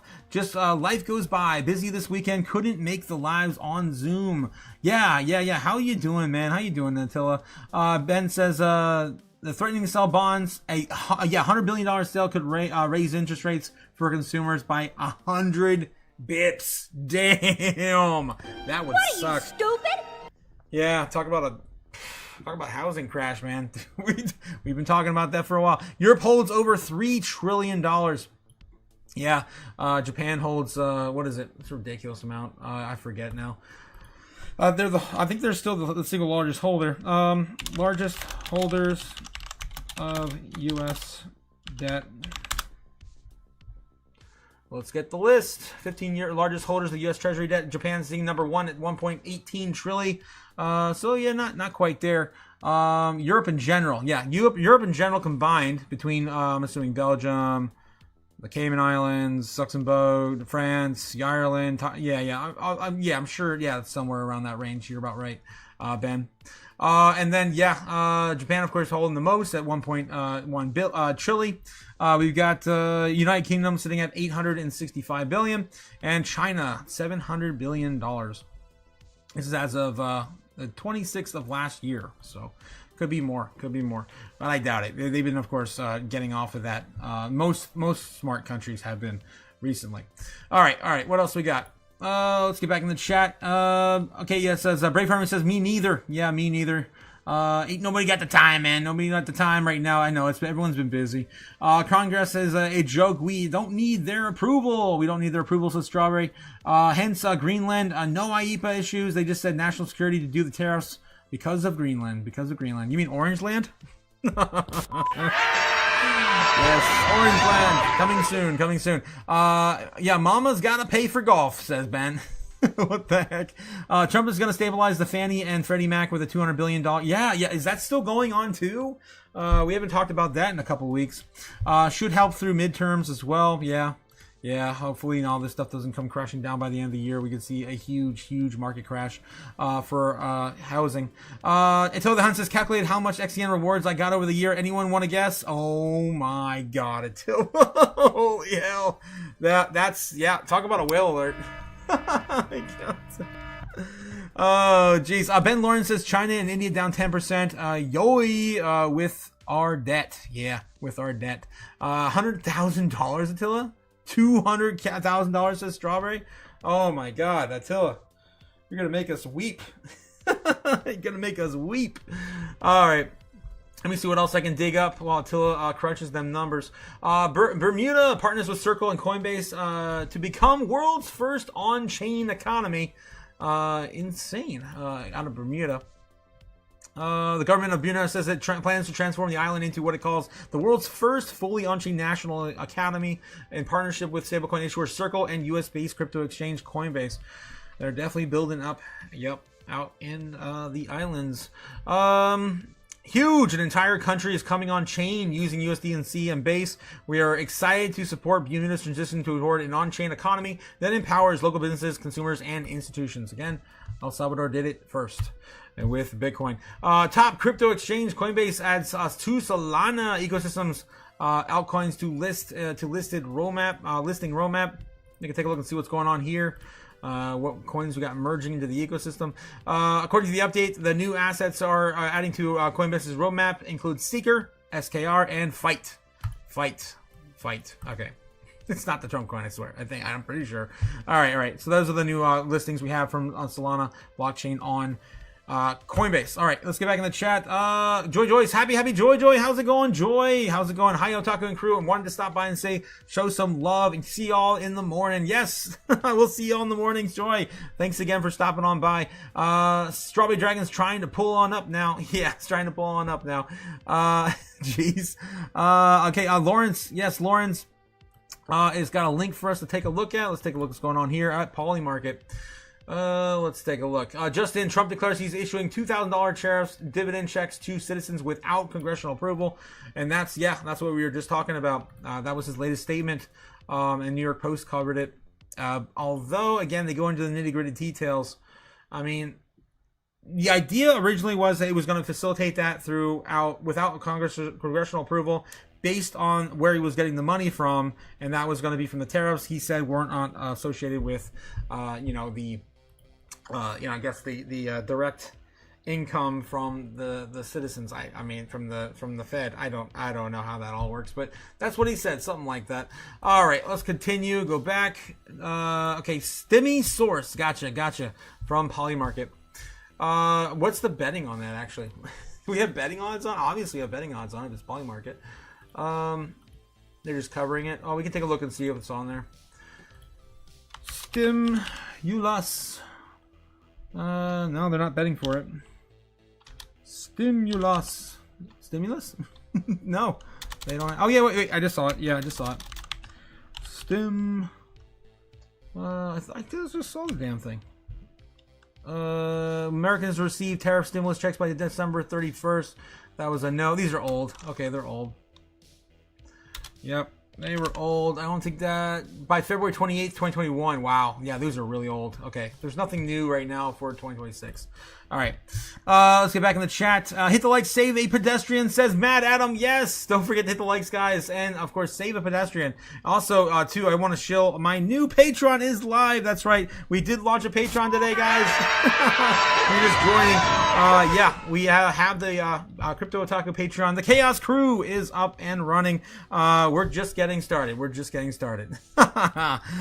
Coming soon. More coming soon. Almost getting through the news. You got one more, of course, my favorite daily hodl to finish up with. New York Stock Exchange to launch tokenized securities platform, unlocking 24/7 trading and stablecoin based funding. We talked about this all day today. If you guys didn't hear about it, you're sleeping under a rock. It is here. It is happening. And Larry Fink wins. Of course, this is what he wanted back in 23. We're leading the industry into a fully on-chain solutions grounded by the unmatched protections of the high regulatory standards that position us to marry trust with the state-of-the-art technology, harnessing our expertise to reinvent market infrastructure and how we'll meet and shape the demands of the digital future. New York Stock Exchange parent company Intercontinental Exchange ICE is preparing for the potential integration of tokenized collateral according to the announcement. More coming soon. And yeah, of course, they chose the winners. The financial services firm will be working with BNY and Citi to support the tokenized process. There you go. And Beyond My Melon was one of the ones that the Biden administration was appointing to facilitating most of this last year. I do remember, 2 years ago now. Holy crap, 2 years ago now, when they vetoed the beginnings of what the market structure bill used to be part of, which was the Digital Banking Act or whatever. I don't remember what it was called back then. 24, man, that's 2 years ago. What the? I don't remember what I had for dinner last night. Yes. All right, guys. Of course, also don't forget we have the merch store open. Yes, if you want to catch some merch, of course, you can jump over here. All of our products, of course, are available for purchase. So we got mugs, we got t-shirts, we got stickers, we got hoodies, we got socks, a little bit of everything for your chaos needs after the live stream is done with. Especially those whiskey glasses are going to be great. When we're all hanging out after the lives on the Patreon. All right, guys, that's what I got for you. Again, those mouse pads are sick too. I really love the cloth one. I'm still using it on my travels. All right. Moving on. All right, we're getting into X now. Thank God, I'm waiting. I waited all day. I can't wait to get through this. There's so much to cover. Let's get into what I had shared today. There's a lot of crazy stuff that came out. All right. So we have, more the M2 money supply balloons, because what's a couple $100 billion worth of money supply between friends, right? Ridiculous. That's not a meme coin, guys. That's not Bitcoin. That's the M2 money supply. What else we got? To steal someone's Bitcoin, all you have to do is win the Powerball lottery 8 times in a row and repeat that 292 million times. Good luck. And of course, quantum computing, of course, is what we're talking and comparing this to. Redonkulous. Good luck figuring out those seed phrases. What else we have? Do I have to share? Our alert. This is the big one. We do have Donald Trump coming out and talking about purchasing Greenland in a huge way, and we had planes on the ground over there, and some of you guys were sharing videos of like people protesting and saying, we don't want you, and then we had people just saying, yeah, pay us. And there's like hundreds of people lining up and saying, yeah, I think it'll be fine. America, save us. All right. But anyway, in a bombshell revelation, top White House officials disclosed that the U.S. is finalizing a staggering $700 billion cash offer to buy Greenland outright from Denmark, plus $100,000 lump sum payments to each of its 57,000 residents. We'll be talking about that, totaling nearly $706 billion. We were talking about this last 2 weeks, right? And it seemed kind of unrealistic that you would just pay the citizens a lump sum of less than $10 billion to purchase, all that land. It would be a steal. Even $700 billion is just just round it up and make it. I mean, what's the difference? You're gonna print a billion or a 10 trillion or a billion or whatever. It's just all funny fake money. Just warm up that money printer. Like a go burr. All right. We also got Strawberry's Dragons coming with a $3 fist bump. Thank you. Thank you, Strawberry. Thank you. Thanks, Strawberry. Until the Hunt saying XEN to the moon. Did I mention the XEN paid off my house and car and I got 12 million XEN on top of that? Damn, what a life. I trust you all make the same soon. Keep your heads up. Yes. Stay in the fight, 100% until 100%. I'm right there with you, my friend. You can't shake me out, man. Never. Ben Lawrence says, "Congrats, Otaku." Yes, thank you guys. Congratulations. Thank you guys in the chat. Thank you. We do have the Patreon live, and it was a lot of work to throw together, I'll tell you. Ben Lawrence says, "This is all Doge all over again. Make up some numbers and don't expect anyone to check or remember." Oof. Yeah. Oof. Jesus. Oh, wow. 12 million XEN. That's what you got from staking. Oh my God. $117,000, guys. Guys, you gotta start staking if you're in it to win it for the long haul. Let's see. Congress controls the purse. He needs Congress, even if they think Greenland makes strategic sense. Yeah, Ben. Yeah, 100%. Yeah, we gotta facilitate that some way, unless he's gonna just pull out a chunk and it's not due for congressional approval with the funds coming in the United States through these tariffs. I don't know how he can do that. I just don't know. I don't know. Well, we'll find out more as it goes. I do have some other crazy things I want to show you. Look at this. Someone found this video. I had to share it. It's some hedgy over on X. It says, in China, AI-generated live streams are selling products using synthetic video and voice. No humans on screen. Just AI avatars running 24/7, earning about $100 an hour. Crazy. Yeah. It's crazy. Adjustable, sleek, and simple style, completely safe from copyright. No human involved. No human involved. Branding perfect for. There's a whole bunch of Chinese crap getting sold to you overseas. Nuts. All right, so yeah, it's common, man. But how do you know this video is not AI? Mind is blown. Yes. Whoa! Oh my God! Whoa! Attila coming in with $100 super chat. Oh my God! Wow! Keep your heads up. Yeah, we'll get through this together, guys. We'll get it through it. Holy crap, Attila! Thank you so much. Cliff, everyone shouting out. Yes, Attila dropping $100 super chat. Boom! Oh my God, man. Oh my God. Oh man, that's insane. I don't know, man. I am not worthy. I am not worthy.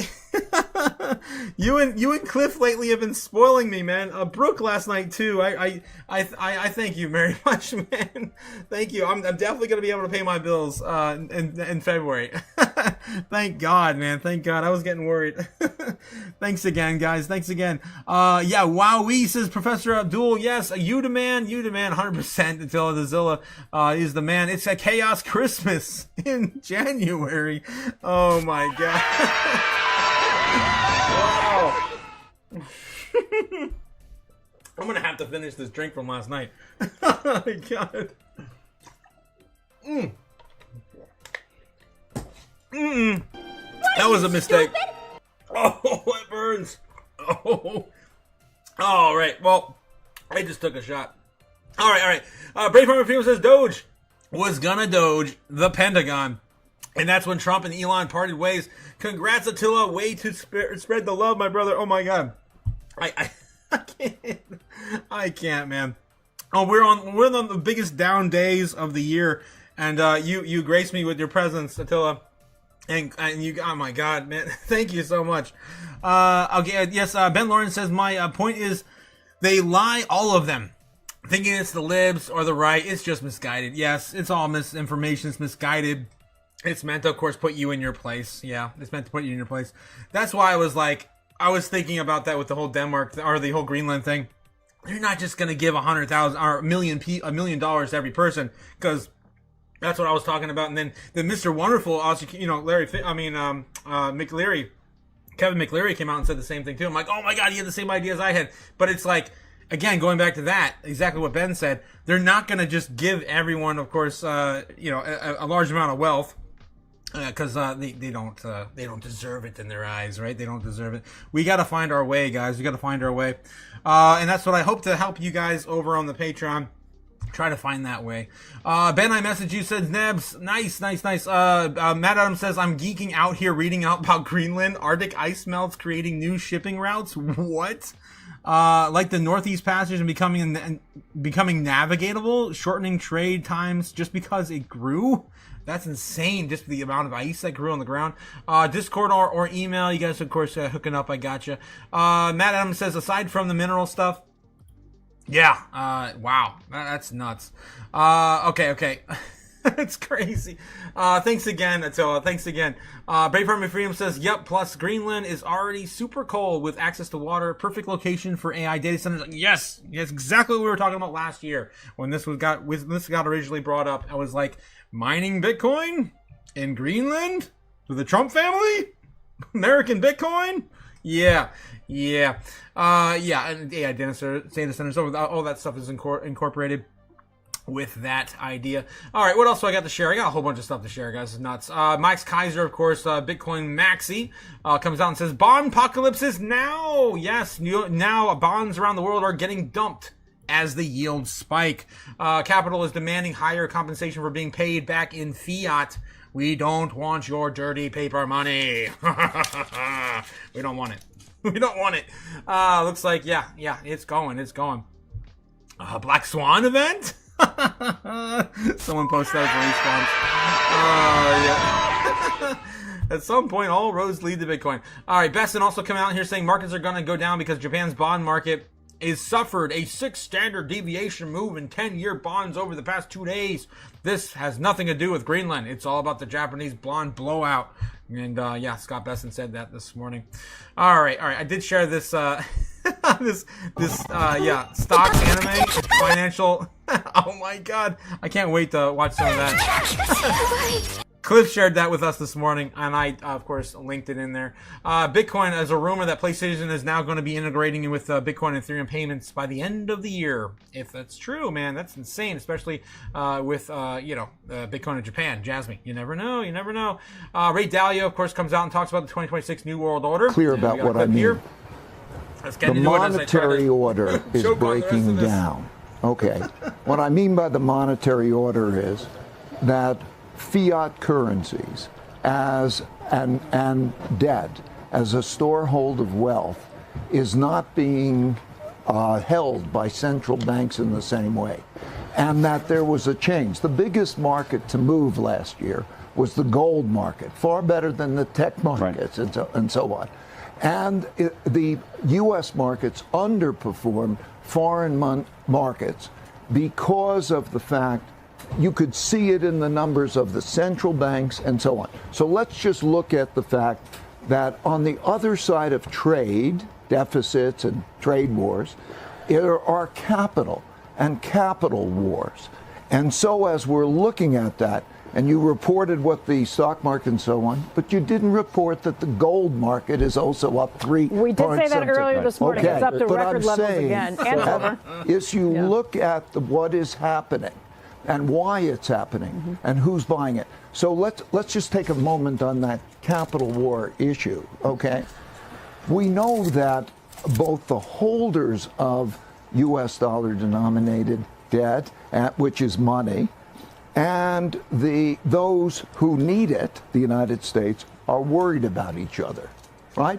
So if you have other countries who are holding it and they're worried about each other and we're producing a lot of it, that's a big issue, right? So you have to explain what is going on with fiat currencies, generally speaking. And now if you take the conflicts, you can't ignore the possibility that capital wars, in other words, maybe there's not the same inclination to buy U.S. debt and so on. We at least need to talk about those possibilities and find out who is buying and selling what that is behind these market movements. And what? Yeah. It's the central banks. They're ditching that dollar and they're going to gold. They've been doing it for like the last 3-6 months. All right. What else we got? I have a whole bunch of stuff I wanted to share with you. There's a whole bunch here. What else I got? Of course, Michael Saylor purchased more Bitcoin. I already mentioned that. Acquiring 22,300 today in one swoop. This false sum, $2.13 billion spent. We got, this, look at this. This is another reason why I don't have a job, guys. This is cool. I want to find out where I can get that software. I want to do some scribbles and just get what I want. That's awesome. Looks like Anna Roll, like anime roll, like know your role. Pretty cool stuff. Tom Lee, we already mentioned. Yeah, of course, issuing more shares to purchase more Ethereum. Coming soon. MicroStrategy's purchased there. That's, of course, they've been buying. They don't stop since 2021. Then we had this. This was a real post from Donald Trump today on Truth Social. Yes. Greenland, U.S. territory, established in 2026. This is from the White House's official page on Twitter. You can't make this crap up. It's almost like they're trolling. The White House. What else we got? Over here. There was something else I know they posted too today. Where was it? I think I shared it somewhere else. But they had a picture of oh my god. No way. Stop. Stop, people are terrible. What are you, stupid? All right, I stop. I gotta stop. I can't stop scrolling that there. But I had a picture earlier where it showed the entire U.S. continent and the entire North American continent, and it just showed the entire American flag over Greenland all the way down to the United States, covering, of course, Canada as well. All right, we're just gonna have the whole world of America. It kind of reminds me of the what was it? Rammstein song, America. Have you guys ever seen that song or a music video? It's very entertaining. We all live in America, basically. Okay, anyway. Holy crap, President Trump says he's going to give out $2,000 tariff dividend check to the middle-class Americans without Congress. There's a video here of him stating it, as Lawrence mentioned in the chat earlier. The audio is too low, and I'm trying to. There we go. I don't think we would have to go the Congress route, but we'll find out. The reason we're even talking about it is that we have so much money coming in from tariffs that we'll be able to issue at least a $2,000 dividend and also pay down debt for the country. But we'd do a $2,000 dividend to the people of our country. Would probably set a limit of income limit. where it made sense. But Probably 200,000 probably, because of people in China. I mean, China. People in California are still struggling with like $120,000 income. We will be able to make a very substantial dividend to the people of our country. I believe we can do that without Congress. Damn. So yeah, that was today at 3 p.m. Eastern Standard Time.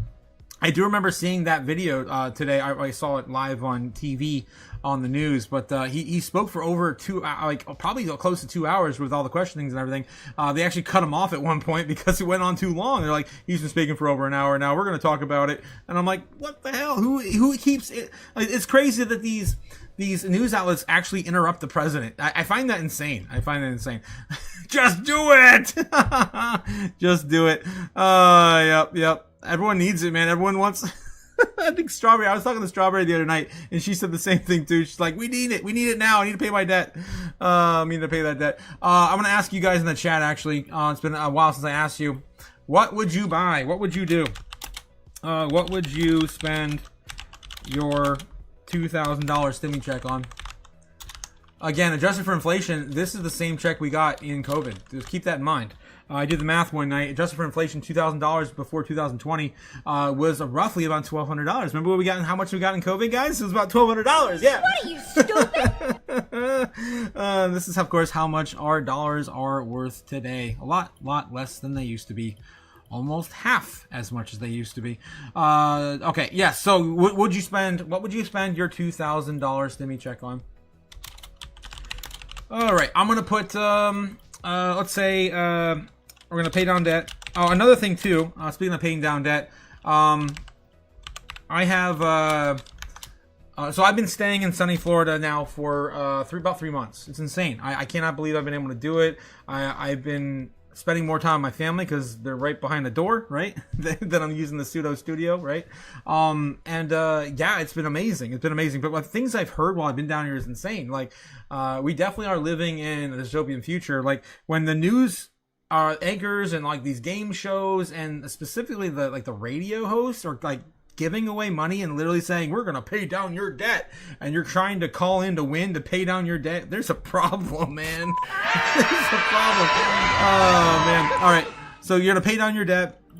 Are you going to buy a toy? It can be anything. Anything. Just whatever you want. Buy a toy. Material good. You want, right? You want.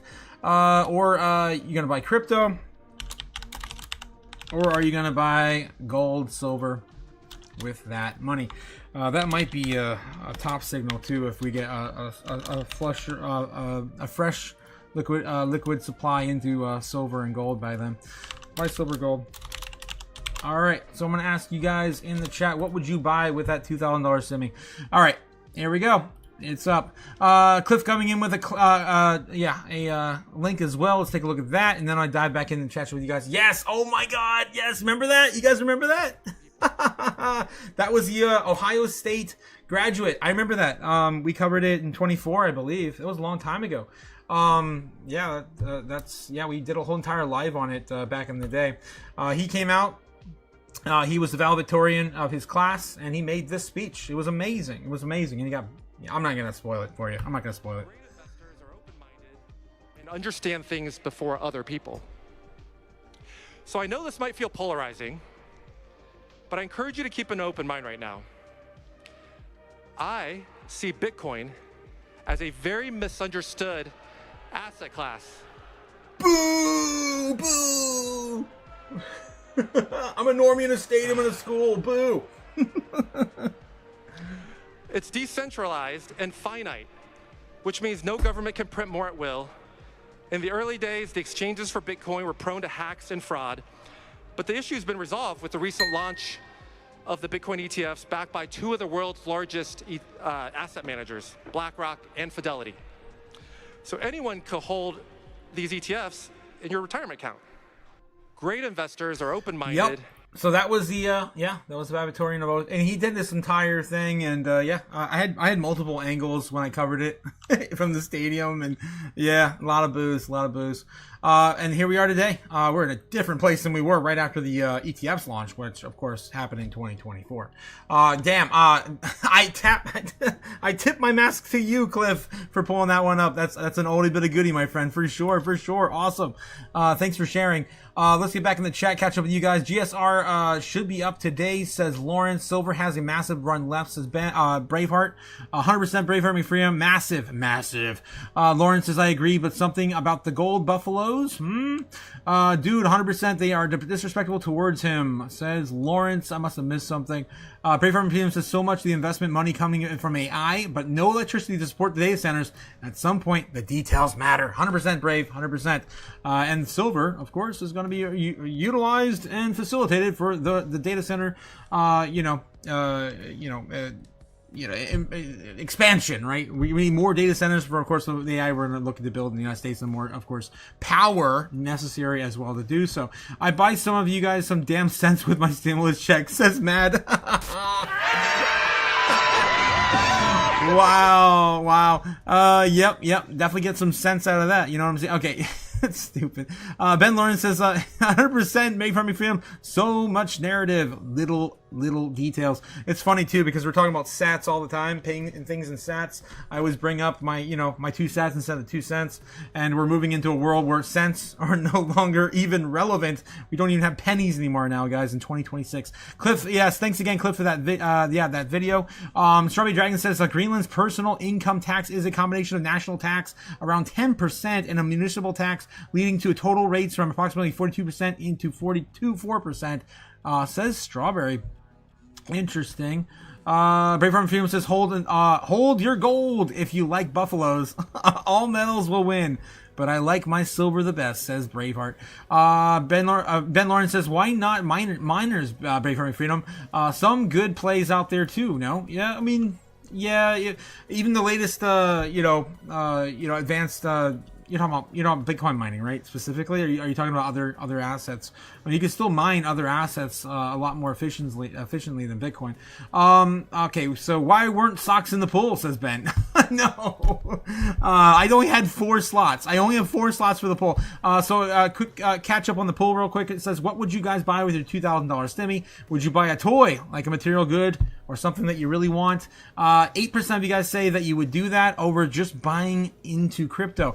25% of you guys say pay down the debt. I'm right there with you. That's probably what I'm going to do with it. Just going to throw that into the money pit. That is my debt. Buy crypto, says with 46%. Yes, now sitting at wow. You guys are splitting that up now as I'm talking about it. 43% buying crypto, 36% paying down debt, 7% buying a toy, and 14% of you guys saying buying silver or gold.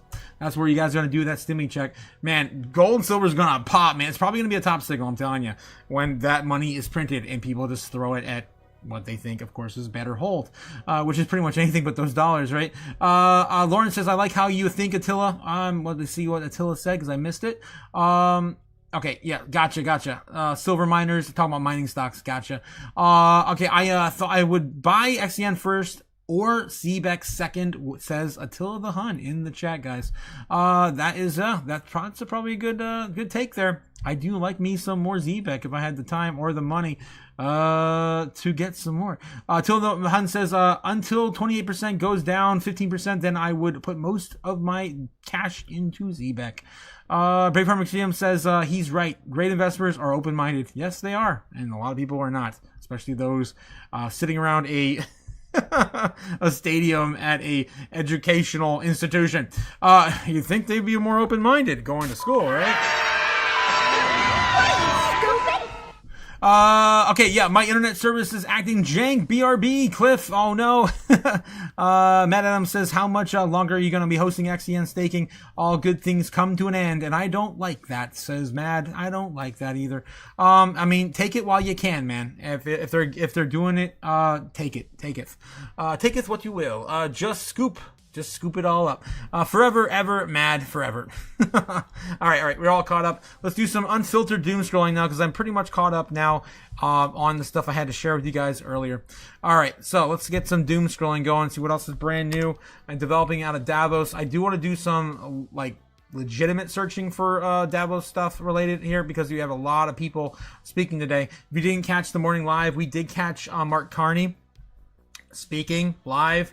It was terrifying because he's basically giving up so much of Canadian I guess values just to join China in this crusade. It's probably what America pushed them into, to be honest, but yeah, that's where they are. Okay, breaking USAF Colonel Fred Clausen confirms that alien bodies were transported from Varginha in Brazil to America. Today's National Press Club event, and James Fox, a key witness, as of 8 hours ago this was reported, confirms that the USAF flight in Varginha, Brazil, to retrieve alien bodies actually happened, and he's pleading for 30 to 40 insiders with knowledge coming forward now for the full disclosure. And again, guys, unfortunately, we delayed our Tinfoil Hat Tuesday because of this crazy price action on Bitcoin today. We did just touch 89K, but now we're still holding roughly just underneath it. Chopping out finally out of the sell-off we had today. So finally starting to see a little bit of a pullback from this sell-off. Doesn't mean we can't go sideways and then drop again. All right, so stay safe, guys. Stay safe. Just keep an eye on what's going on. 89K flat right now. Let's take a look at the order books too before I go too farther ahead in the weeds on doom scrolling. All right, let's take a look. So right now we did bounce back. Are we developing anything new in the last 6 hours? Because we have been, down for quite a while now. Let's take a look. And we should have 6 hours represented so far. Nothing quite yet. It's still open. Still pretty new, of course. Maybe after a few more hours, we'll see that represented here on the order books. We do still have a lot more of these areas now finally filling in. It's been 3 weeks? 3 weeks? And we didn't get any of this filled in until just now. This is all brand new as of today. Still filling the gaps as well between 70 and 75,000. All right, so that's all brand new as well as all this as well. This is very, very concerning. As you can start to see, this is kind of breaking down a little bit. Bulls and the Bears both pushing up.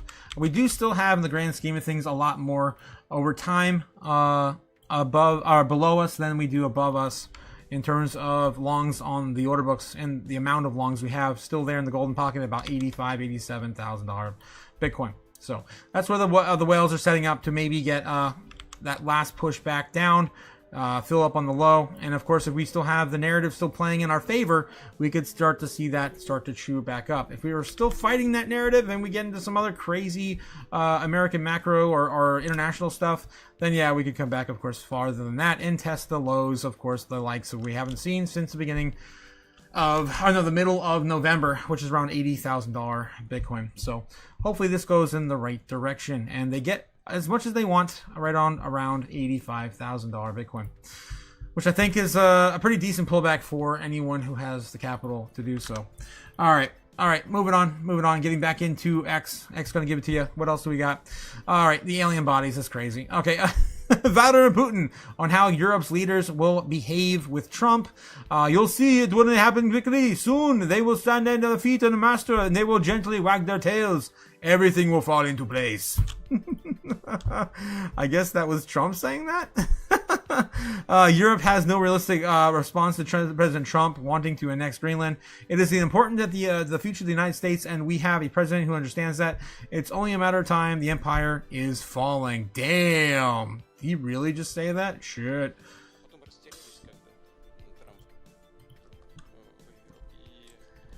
They mentally liked Biden more. Mentally. Wow. Trump had different ideas about what is good and what is bad, including gender policy and some other issues. They kind of don't like it. Just kind of getting in the weeds here before mentioning, I guess, about the... But I assure you, Trump, with his character persistence, he will restore the order pretty quickly. Also said, all to them, you'll see it happen really quickly soon. All this of them will stand and master feet and then gently wag their tails like a lost puppy. All right, I added that last part. Please, Russia.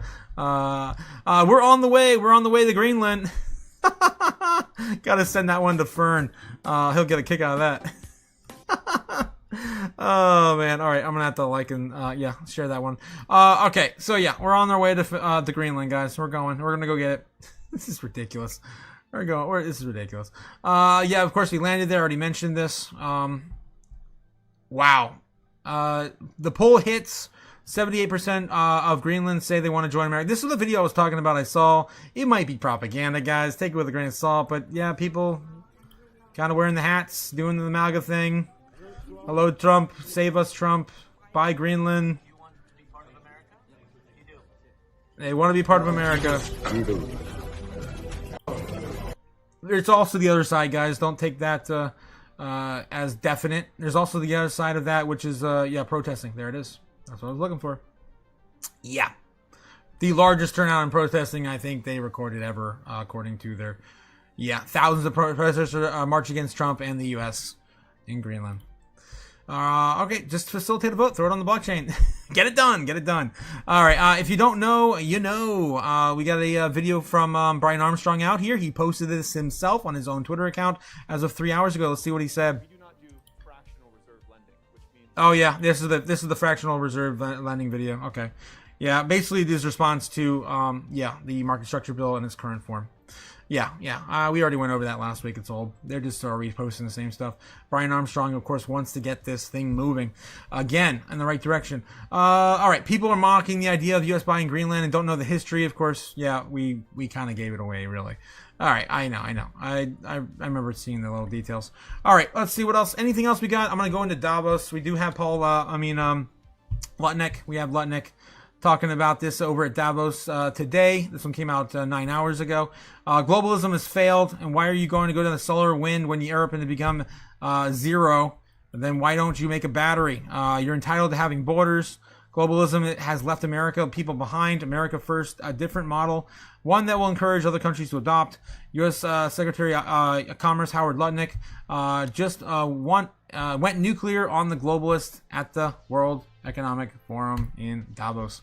All right, that's the first thing in our lineup for Davos tonight. I just learned that 86% of Americans are retarded. It says Bitcoin Daddy. Wow. Is that a real... That's CNN. Or it might be propaganda from a certain political faction. Now, I mean, I'm just saying... You know, the Biden administration held back crypto, Gary Gensler, and then we have a left-ran, news outlet that's telling you that, no, you shouldn't invest in Bitcoin. 86% people that were voted, 20,000 people were polled. Yeah, you're early, guys. Okay, you're early. Breaking starting March 1st, Take and Shake restaurants will get hourly employees at 400 locations a Bitcoin bonus of 21 cents for every hour they work in Bitcoin. So they're going to be giving their employees Bitcoin to start every hour, additional 21 cents. That's good. At least it gets them to understand the power, of course, of that asset. All right. All it takes is one trader. Yep. You're gonna go moon. Yeah, I know that video. Justin, President Trump signed an executive order to bring back mental institutions, insane asylums. Oh boy. We are going to have... They might get me committed, guys. They might get me committed. I've been waiting for this day. Oh no. I literally built a padded room in my studio. Yeah. I might be going there, guys. We're gonna bring them back, he says. We're gonna bring them back. Hate to build those suckers, but you gotta have those people. You gotta get them off the streets, he said. Oh my God. America's a different place these days. All right. Going back to the 70s, 80s, the last time we had the mental institutions in a big way. Crypto watching gold print another all-time high. Impressive. Very impressive. Where's mine? Where's mine? All right. We're just getting in the weeds here. Let me look up Davos specifically and get through some of the highlights. Because most of crypto news did not surround itself around that today. Wow. Mark Carney, wow. World Economic Forum, we have the actual thing there, Davos Web 3 as well. That's an interesting, Twitter page. I'm not sure if that's officially aligned or not. All right, Charlie voice rising Trump's first Davos speech shocked the World Economic Forum. He rejected their climate change and control. Now he's going back to telling the global economy is a dream, is over. Do you stand with Trump? And yeah, it's politically driven on that. I already dug into the Howard Lucknick one. We have, Larry Fink opening Davos today. We got comments from him here. Let's see what we got. We believe that outside the United Nations, this is the largest gathering of global leadership of the post-COVID period of time. For many people, this meeting feels out of step with the moment. We hear all about the elites. And how does that play out in an age of populism? How does an established institution make a difference in an era of deep institutional mistrust? And there's some truth to the critique. I believe in this forum for a long time. I certainly wouldn't be leading this if I didn't believe that we can change and make the world better. But it's also obvious that the world now places far less trust in us to help shape what comes next. If the World Economic Forum is going to be useful going forward, it has to regain that trust. All right, and they're basically citing here the changes between Larry Fink at the pre-Trump era. We believe that outside the United now it goes full screen. Nations. All this right. is a large. So they're basically saying, of course, that before AI and crypto and everything, of course, that utilized all. And I saw that change too happen from 21 to 25. Majorly, it happened mostly between 22 and 23. That entire change happened, and then I think it was Elon Musk who said, "We're not going to accept Bitcoin for Tesla until it's at least 50% energy efficient." And then we blew past that like a long time ago, and then he hasn't come back and said it. And everyone, of course, having that entire drawing into that entire narrative that all this stuff was bad for the environment, we were going to do it. And then so suddenly Larry Fink and the elites in Davos have switched from going all in on climate change to now all in on AI. And they're shifting, of course, to a win for wind shilling. There's no more shilling for wind and solar. And AI cannot survive on the intermittent energy. And they are now all in on coal burning and power plants, nuclear as well. Yep, of course, we saw that flip. Largest gathering. 3 years. What else we have out of Davos? Scott Besson saying, we just went to Europe, straight to Europe in their faces in Davos. Let's be clear, Europe is still buying Russian oil. Still, for 4 years later, they are literally financing the war against themselves. Absolute truth bomb, no spin, no hiding. Oh, Jesus. According, that's what he said today, I guess. That we have Europe buying Russian oil still, 4 years later, they are financing the war against themselves. And that is pretty funny. He flat out said that on the stage. No one's pulling any punches today. We got some stuff from Alex Jones. What else we have here? Elon Musk says, "Well, I didn't know Elizabeth Warren was at Davos today." Oh my God! What? Elon Musk poking fun. Are you stupid? Wow, Pocahontas was there. Okay, all right. Oh my God. What else we got? Anything from this economic forum? I think these are old. I think, I'm looking at the top. I gotta go to latest. There we go. Here we go again. That was Mark Carney. Get ready for everybody. He's about to do something stupid. Everyone's talking about Carney. Wow, he's the number one talked about thing right now. Carney. So we'll see what tomorrow brings. Trump's going to be out there front and center tomorrow. I think he pretty much exhausted everything that went down. Oh, yeah. the freaking aviators. Newsom also was there. Democratic presidential contender urged the leaders of the European nations to wake up while slamming them on rolling over to Trump while attending the World Economic Forum at Davos. Pouting Trump cabinet member laughed at the snaps at the Davos panel's Greenland question. Jesus, what in the hell? I don't know what is going on anymore on freaking Twitter. All right, Larry Fink, selling the Fink as Lisa. Yeah, we're talking about the going all climate change. Yeah, flipping the script. Yep. So let me know if you guys see anything else today. I think I pretty much covered everything that I remember seeing. And if there's something I missed, let me know in the chat. All the Donald Trump tweets have been insane, though. America will be represented in Davos. God bless America. Of course, him saying that, they're going to be shocked. Greenland's going to kneel or something like that. I remember seeing something like that. We got 3 minutes ago coming from China. I don't know what any of this is. So China, of course, I think it's... Yeah, they're probably out over there now. Right now it's about 12 o'clock in the afternoon in Japan. It's 10 p.m. Eastern here in sunny Florida. All right, let's get back over the normie searches and check and see what they're looking up today. Are they looking at all about what's going on in the World Economic Forum, or are they just sleeping on everything and looking up all the sports ball, all the distractions, sports ball.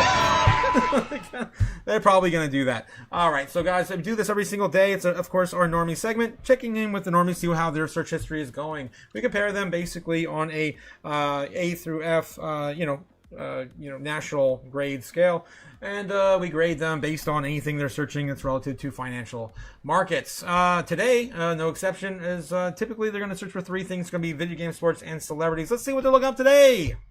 Granted, it's probably going to be an F again. USA Vance. Usha Vance. I don't know who that is. I don't know. It's not JD Vance. Okay. Real Madrid. Monaco. Okay. Sports balls. Weather Channel. Just look up Weather Channel. There's some snow this week. Some more snow. Spurs versus Rockets. Sports ball. Jimmy Butler. IDK. Who that is? I don't know. Sports. Sports. It's all sports. Sports. Stormies love their sports. All the sports is here. All the sports is here for you all day, every day. Sports ball. Stock market. Yes, we got one. Ding, ding, ding, ding, ding. We got one. Just one. The 20, man. Top 20 searches on Google. Top 25? Yeah, 25. Yeah. Top 25. 1 out of 25. That's bad, guys. That's bad. Netflix stock. That's 2. We got two. Sports, all the sports, and that's it. Where's Davos? Where is Davos? At least we got them to ask, where is Davos? It's in Switzerland. All right, so we got 3 out of 25. Not a bad day. I mean, it's better than some other days. Yeah. So we at least got them paying attention a tiny bit. All right, the normie searches, of course. We're also looking at here on Bitcoin, looking at the normies today on Bitcoin. As we did see that pullback, Bitcoin searches ran up to about 100. Let's see, in the last 7 days.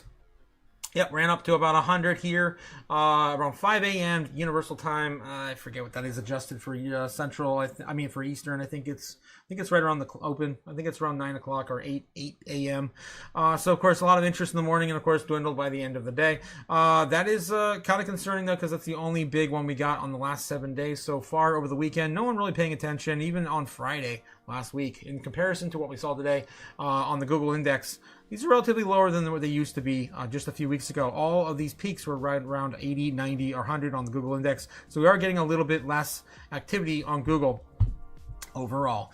All right, let's take a look and see Ethereum versus Doge versus Bitcoin versus XRP versus Solana. And wow, this is the lowest I have ever seen XRP on the day on Google searches, guys. Wow. Talk about getting close to a bottom signal. That's crazy. Normies are not even paying attention at all. Let's look at the last 7 days and kind of look at retrospectively. Yep, we're seeing that pullback there. Bitcoin's still an interesting, obviously, for the normies looking up Bitcoin any magnitude, but XRP is slipping. It's the most I've seen it dwindle in comparison to the overall searches on crypto. Of course, the top 5 most searched crypto assets. All right, so anyway, that's the normies today, guys. The normies all round up and ready to go, not paying attention. So just chill out. Yes. Drink a 7-Up, eat a moon pie. We're gonna get through it, guys. We're gonna get through it. We're gonna get through it together. All right. So yeah. Also, don't forget we We started the Patreon. If you guys haven't heard yet, this is the third time I've announced it today. We just dropped a Patreon. It is in the description down below, and we are offering it to you for only $15 a month. Yeah, we're gonna build a new community together. Jump over there and see what we got going on. All right. It's gonna be crazy, guys. I can't wait. All right, see what else we got over here on Bitcoin. Go full circle. Looks like having a little bit more buy pressure right now in the foreign markets at the present moment. Let's get back in the chat, catch up with you guys. What do we got? Warren likes to regulate. Yes, she does, but she doesn't pass any bills. I think in her entire term, I think she's only ever passed like one in her entire tenure, if that. I don't even know. It may not be any at all. Last time I remember looking it up, I was like, what is she still in there for? And it's just the lobby for the banks. Elizabeth Warren, let me see. I don't want to be talking nonsense, I don't know what I'm talking about.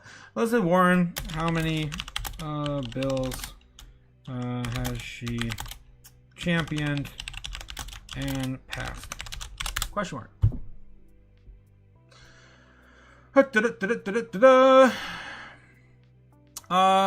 She has sponsored numerous bills during her time in the Senate, but the specific numbers of how many has she championed and passed can vary. For the most accurate, up-to-date information, you need to check out the official contract records for the Senate. Oh, come on.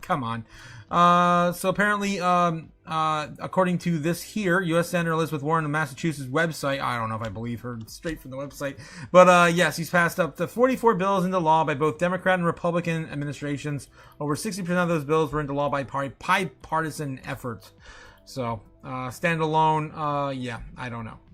Okay, here it is. Don't panic. Only 11 Elizabeth Warren's bills have been passed. I remember seeing that before. So 11 out of 330 bills that she's been associated with has passed. And that was Cointelegraph that brought us, I remember hearing about that just a couple years ago. Three years ago now. Jesus. In 2023. All right, so I'm not talking through my butt. It's not that many. All right. Oh my God. Yeah, gold and silver, Ben Schiller. Gold and silver. Yeah, gold and silver. Thanks again. I want to shout out to Attila the Hun, $100 super chat about an hour ago. Insane, my friend, insane. Thanks again for supporting the live stream. Of course, the chaos, bringing it up every single day, my friend. Thank you so much. And again, I tip my mask to you, sir. I tip my mask to you. Let's get back in the chat. I'm so behind on the chat now. I've been ranting and raving over on X. Let's take a look at Bitcoin too real quick. Still holding around 89K at the foreign market open. Shout out again to Fern as well, who was trolling as much as he always does over on the Discord in the community. I still love that little furry penguin. Yeah, he of course called 89K, and I was teasing him about it. And I told him, yeah, I would throw him on the live today. There he is. That's this 89K call. And yep, it happened. Read it and weep. Yep. And yeah, we're weeping. We're all weeping. All right. Let's get back here in the chat. Reggie Middleton did that 2018 SEC shutdown. Shut his butt down? Reggie Middleton. I'm not sure what you're referring to. I wasn't really big into politics until 2020, just being fully, out and transparent with you guys. That was the biggest learning, experience of my life in 2020. Ben Lawrence says, an SEC dismissed charges against Richard Hart. Shake my head, says Ben. Richard Hart, yeah, we did discuss that the other night. Professor Abdul says, these institutions are accumulating so much Bitcoin, leaving less for the retail and increasing scarcity, thus driving future prices. Then they can control prices as well as have been since the beginning. Professor Abdul, well, yes and no. We do still have about 70% of the entire Bitcoin supply in the hands of the people. It's still only 30% has gone to the overall institutions. That's the number that Michael Saylor had put out, I believe, just a few days ago. Let me see if I can dig that up real quick. So, again, I'm not talking out of my ass. I am pretty good at retaining information, though. All right, for the most part. Okay. So, yeah, X is going to give it to you. And I'll look that up real quick. I thought I shared it, but I may have not shared it a couple days ago. Michael Saylor, Bitcoin wallets. Latest. Wasn't that long ago. I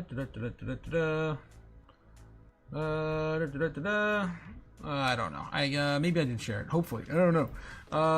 So how about this? Do Saylor Bitcoin wallets holding I'm not gonna be able to find it now. Gotta back it up, man. I gotta keep sharing all these things. I remember for a while Twitter was preventing me from sharing things too, and that sucked. Let me go back over there and see if I can find it on my Twitter. I'm pretty sure I shared it. 700,000, yeah, that's where they're up to now. That's what they acquired. So it would have been right up before here where he posted something like that. Nope, I don't think I shared it. Damn it!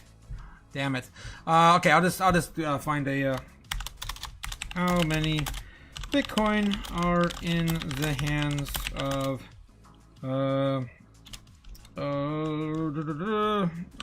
Bitcoin holders outside institutions. I don't know. Trying to make it easier for them to break this down. Or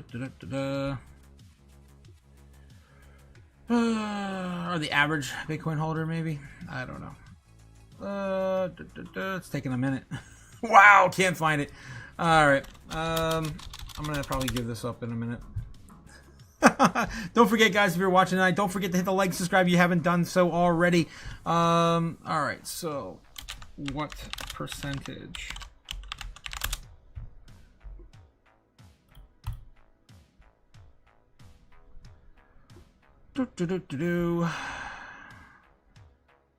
and it's probably gonna not answer that one either. Ah, dang it. Alright, I'm gonna have to call it. Oh no, it gave me this one now. As of 2026, approximately 480 to 500 million people own Bitcoin globally. About fewer than 1 million, of course, hold at least one full Bitcoin, because there's only 21 million Bitcoin that's ever going to be issued in the world, and there's over 500 million people that have a percent of it. A fraction of it. Here's the breakdown here. Top 10 holders right here. Top 10,000 holders holding about 7 million Bitcoin. The percentage of the total supply is about 33%. So again, about 70% of all the Bitcoin is being held by the people and not the institutions. Not the institutions. All right. So long-term holders, of course, acquiring and circulating the 74% of the entirety of Bitcoin still to date. I had that number in my head. I knew it. All right, I just had to prove it to you guys. Oh my god. What are you, stupid? So we're doing okay. It's not the best. We were at 80, but you know, of course, we can't grow without the rest of the world also accepting Bitcoin as well. All right, what else we got in the chat? Trying to catch up with you guys in the chat. All-time high. What are you doing? You're doing smart. Says Cliff. Nice. Brave Harmon Freedom says, yep, between my lack rock and MicroStrategy, Bitcoin nearly a centralized asset. I don't think so. They are centralizing all our it's not perfect decentralization. Nothing really is. It never will be, unfortunately. And I think at some point BlackRock's going to have some sort of, majority of its holdings. If it's fractionalized and they're allowed to play around with that, then you should be worried. That's why we need the market structure bill to outline stuff like that for these assets under management. They need to have spot Bitcoin. They need to be able to hold it, and they need to be able to have like for like on every asset. In my opinion, that's how it should be. But these ETFs are still not like that all yet.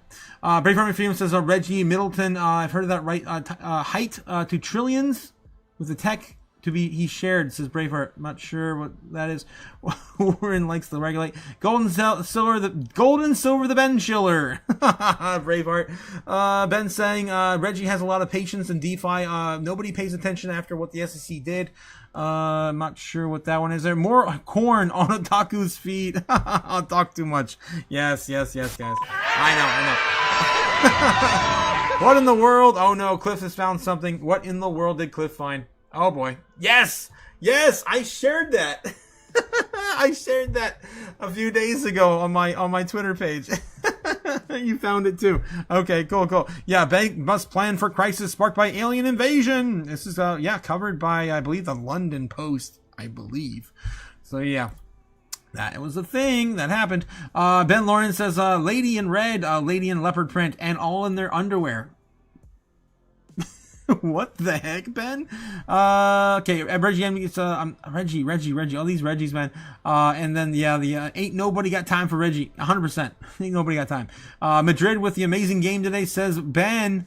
Yep, I know some of you guys are in the sports ball. Hala Madrid, says Ben. Saw Real Madrid play Chelsea in 2014 in Miami. Sports. Yes, normies love their sports. Like, you guys know I got my whole thing. I got front row tickets, says Lawrence Surf Life. Looks like both the Lawrences like the sports ball, particularly the football. You are a Chelsea fan. Los Bacanos. Can Bitcoin hold 89K? Good question, Gamma. Can Bitcoin hold 89K? Well, we still have a lot of news to get through this week with Davos. We still have tomorrow Trump speaking at Davos. Ooh, that could be a doozy tomorrow. I think there's too many events to really, really pin down whether or not Bitcoin can hold.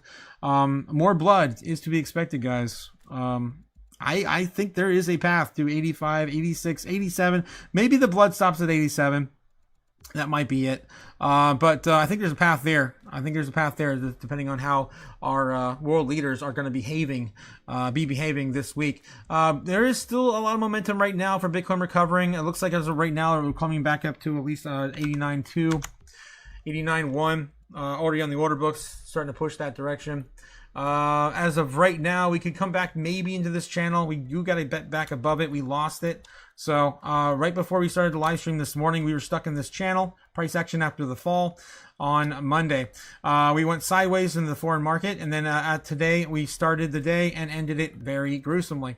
So if we can come back up here and get back in this channel, we could have maybe start to flip into some sort of support level. We have to have a few days or a few weeks.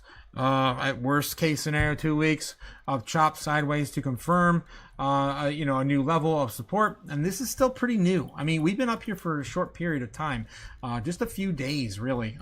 We climbed back up here about 6 days ago, so we only held it for about a week. We're still holding a decent area right here when we did hit 90K. If we can come back and flip 90K, that's at least better.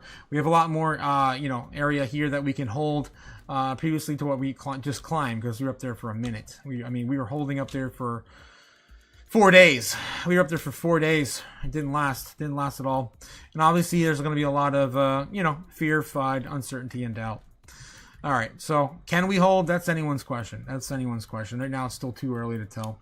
All right, let's get back in the chat. 100% Gamma, show us your feet. And I'll tell you, Gigi, what the hell, Ben? Is Warren there to represent Pfizer?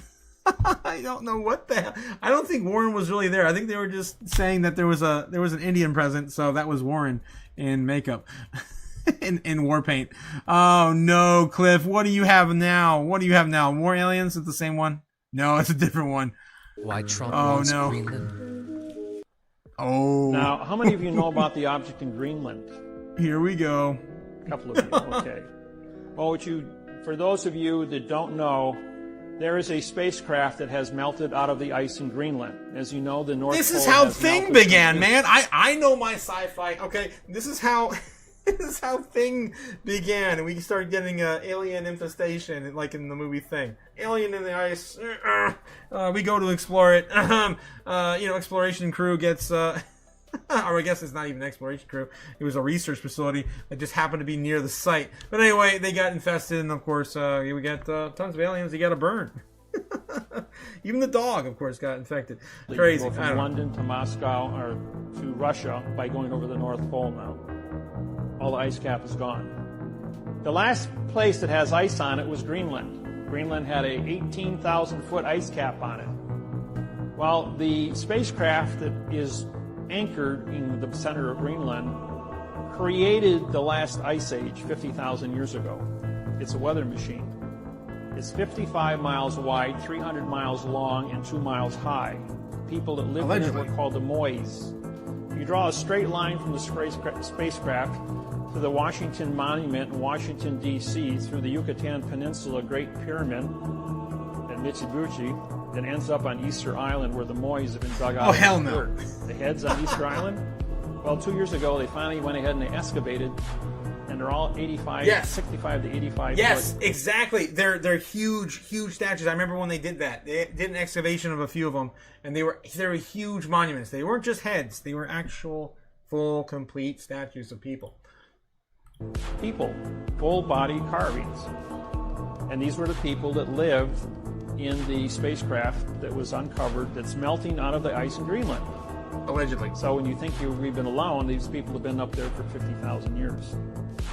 The spacecraft is still active after 50,000 years. It has a 200-mile dampening field where no electrons can flow into it.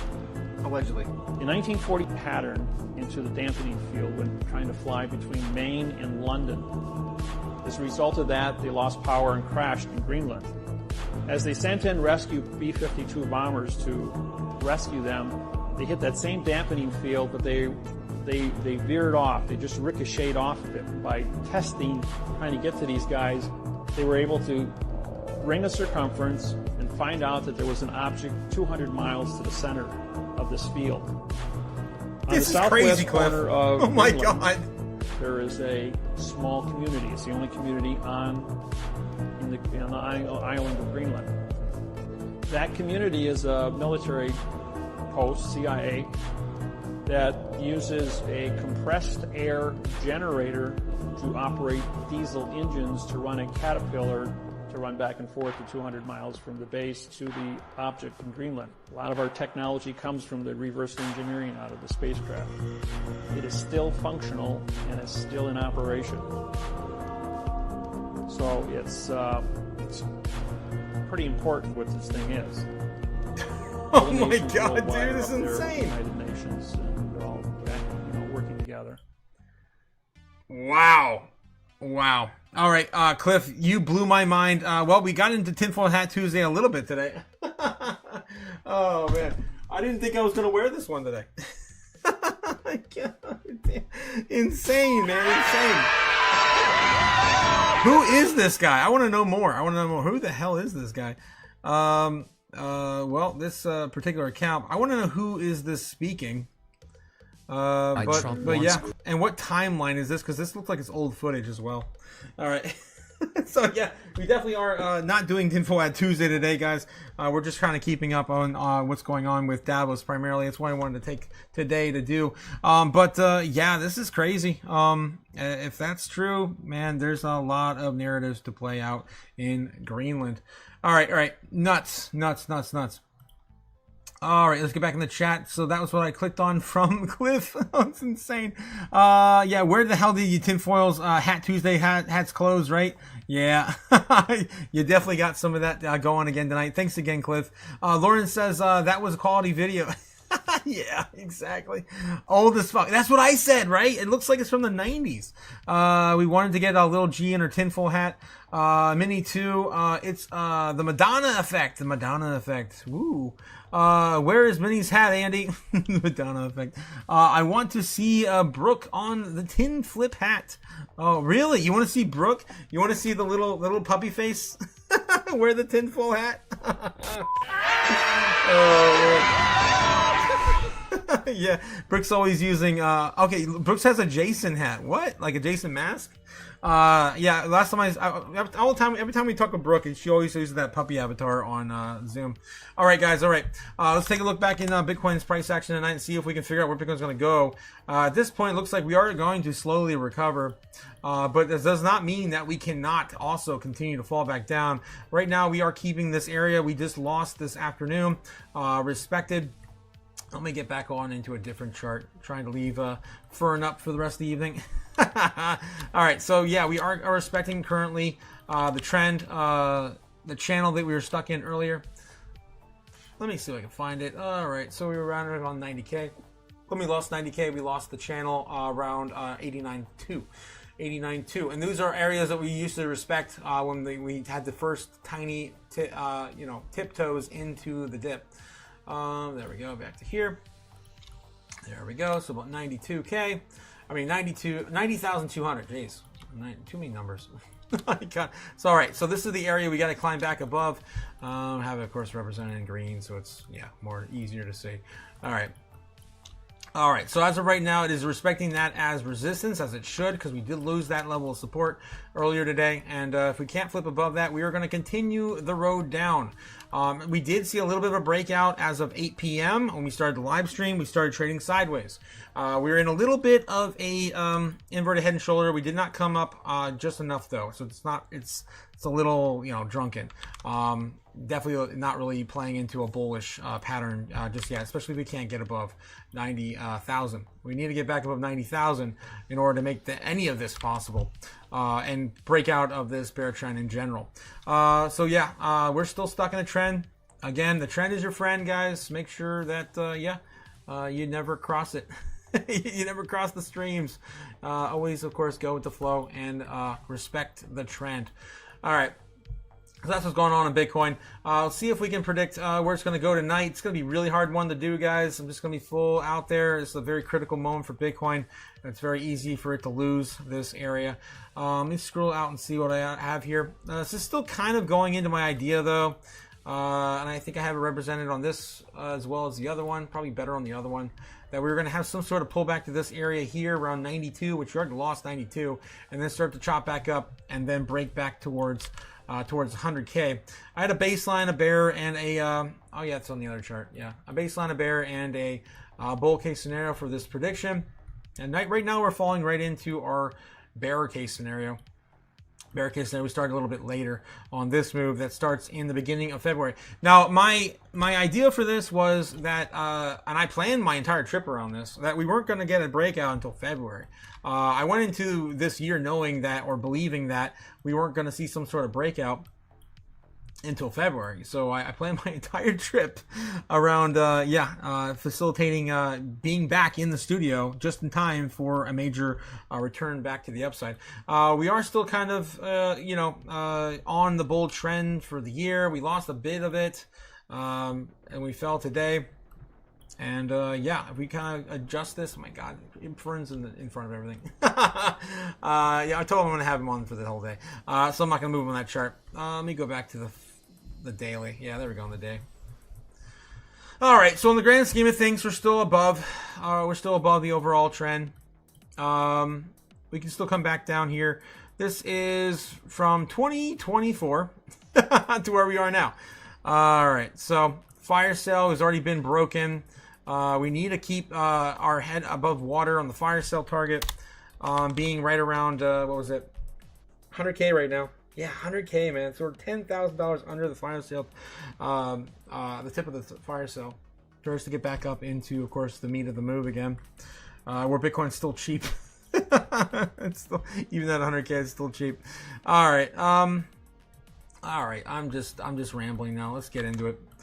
Let's go. So what else we got in the chat before I get into the predictions tonight? I'm feeling some kind of way. I'm still watching all of the things going on. Overall, bears and the bulls in the last 24 hours are getting close to break even.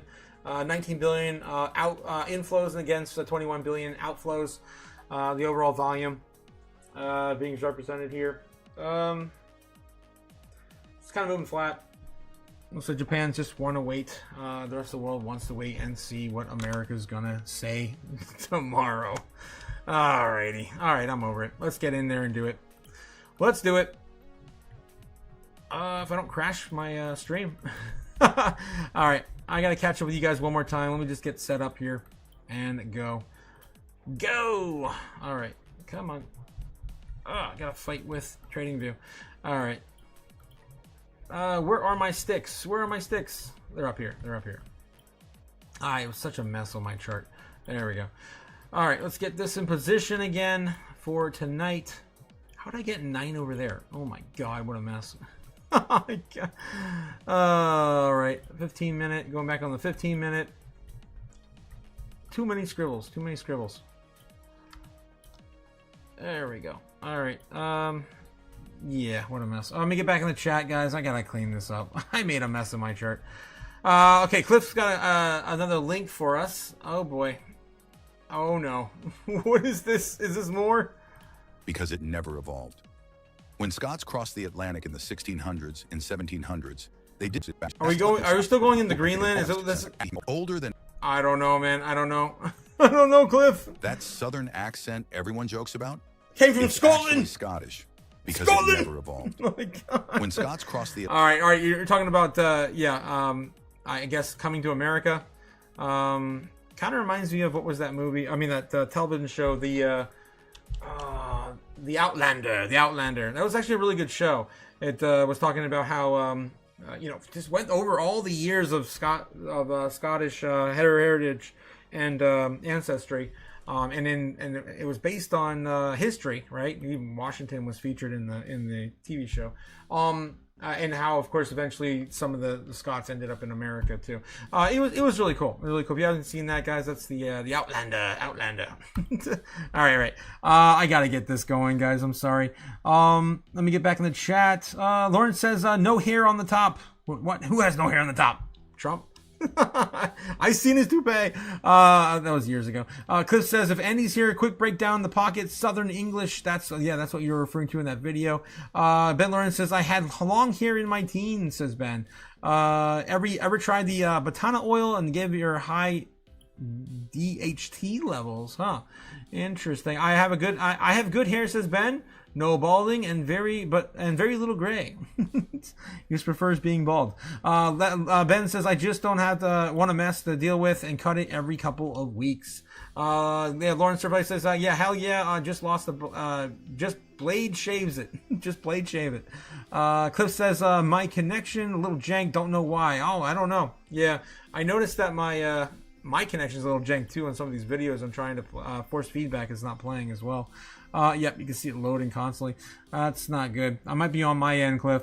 Scottish language is more preserved in southern areas, says Cliff. Braveheart Freedom says, I love that the peanut razor from the second best shave to match the Mach 3 shave. Mach 3 still the best after so long, says Braveheart. Guys are referring to shavers now. If Andy was here, good to know when we get to hear all those Scottish things. Jesus. Yes. Soon we'll be able to do that soon. We're going to be doing open mics on Fridays, of course, as we've been talking about all year last year. Doing, of course, Feed the Fire Fridays. Yes, Feed the Fire Fridays are coming finally to the channel. Over on the Patreon. Take your fiat currency and feed the fire. Yes, and we will definitely be able to do so. Finally, I'm excited, guys. I got so much fun things I have in mind to do, especially when we get this bull run going. Continuing live streams over in the Patreon, especially when we're touching touchy subjects, watching movies, of course, hanging out, doing game nights and things like that, of course, over on the Patreon. All right. Let's see. Brave Army Freedom says, what special price for me, says Brave. Special price. Lauren Surflight says, so the magic witches don't use it for black magic, man. Oh boy.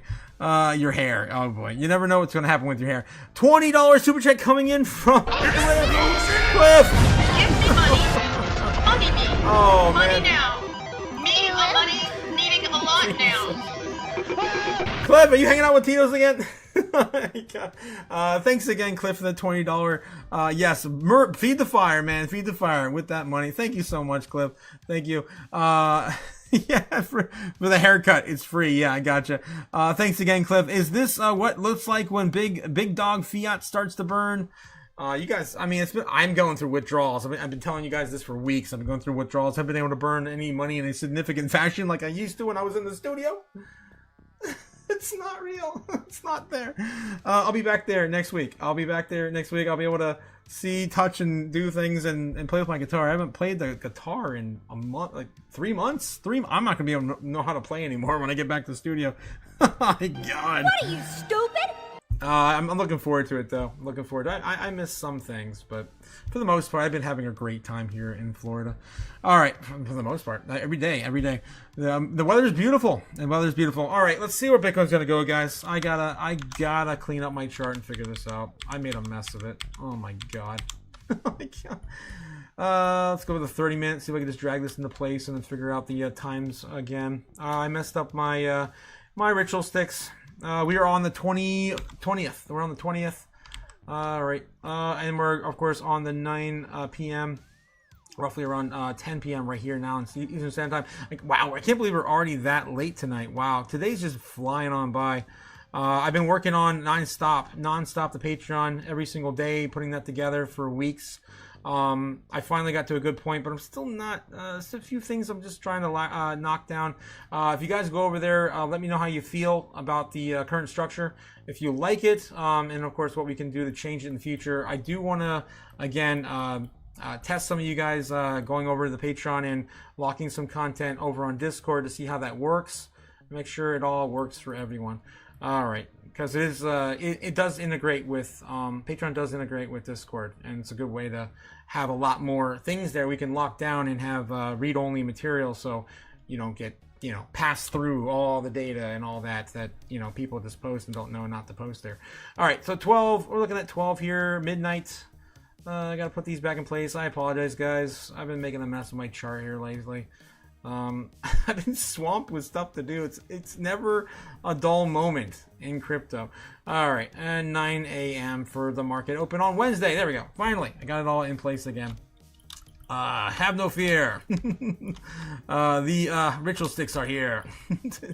Oh boy. All right, Crypto Chaos Magic incoming. About ready to get this whole thing going. All right. So anyway, shout out to Fern one more time before I get him off the board. He said he told you so. And of course, anyone over on Discord knows what we're talking about. Love you, Fern. Love you, buddy. You're off my chart now. I had to put you on there. It was so much fun. All right. All right. So yeah, we're going to clean this all up and get ready to go and see where Bitcoin's likely to go. If we get back above here and hold it, it's possible we do start to see a little bit of a recovery, although it may be short-lived because we don't know what the hell is going to come out of Trump's mouth tomorrow. A lot of people are going to probably be a little bit more careful investing before this is all over. All right. So I got my ritual sticks in place. We're looking at the 15-minute right now.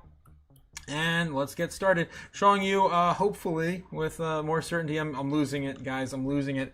As we get into these critical levels, we're probably not going to be hitting these on the head like we were in the past. All right, there we go. Looking at 89,200 being, respected right now for resistance on the area we just lost. Jeez. 8 hours ago. Oh, if I wasn't stuck on a... yeah, there we go. Roughly about 8 hours ago. Yep, roughly about 8 hours ago. We're going to see if we can get back above there.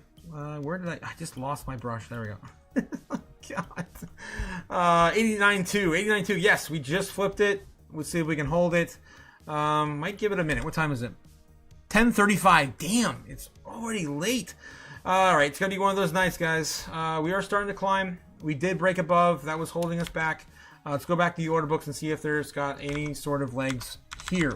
We can see it smashing in here with a lot of volatility to the upside.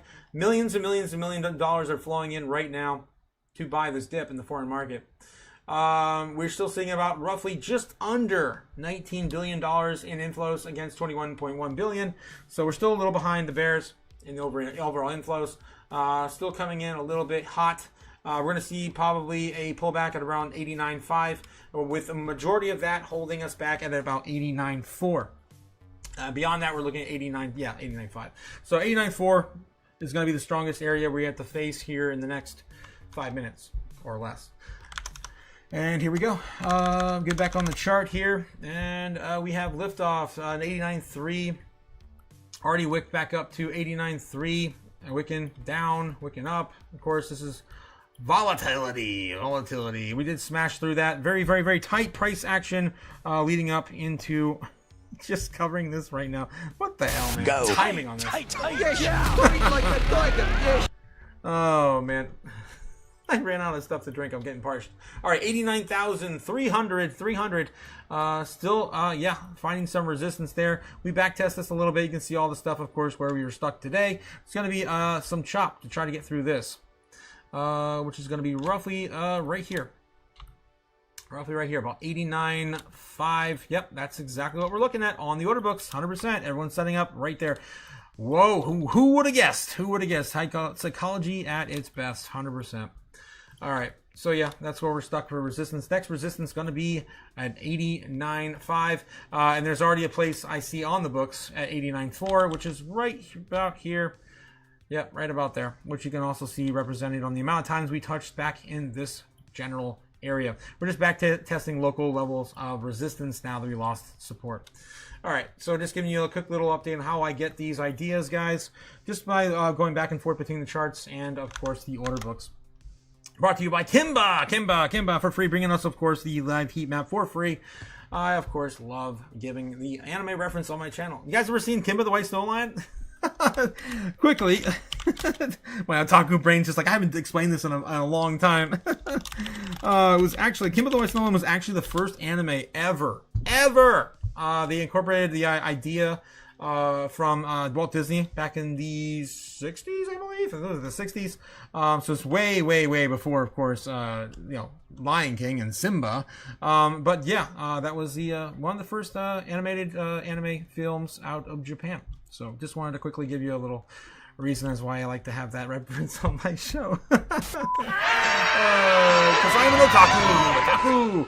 All right, let's go back in the chat, catch up with you guys, and yeah, we're just kind of waiting this out and seeing if Bitcoin can get back above 89.5. If it comes back for another level of support and at least try to hold 89K, we'll know that we have at least some sort of footing here for the short term. Again, this is all short term. None of this is long term at all. It's all very short term price action on Bitcoin. 89.2. All the people that say they know where Bitcoin's going in like 3 months from now or 6 months from now, they're off the rocker, man. There's no way to know. There's no way to know. Do you know what the policies are going to be in 3 to 6 months from now? No. Especially with all the uncertainty in the market right now? No. That's why Ben and I talk about it all the time. The uncertainty in the market is insane. They've held us back for way too long. And we got to get back on the right track when it comes to, American, values and policies that make sense and are understood in the grand, realm of investors in the world today. All right, so Bitcoin's still chopping up here above 89K, still attempting to hold it, but not attempting to make another push to 89.5 just yet. Slowing down a little bit on the order books. I can see it in the corner, just slowing down.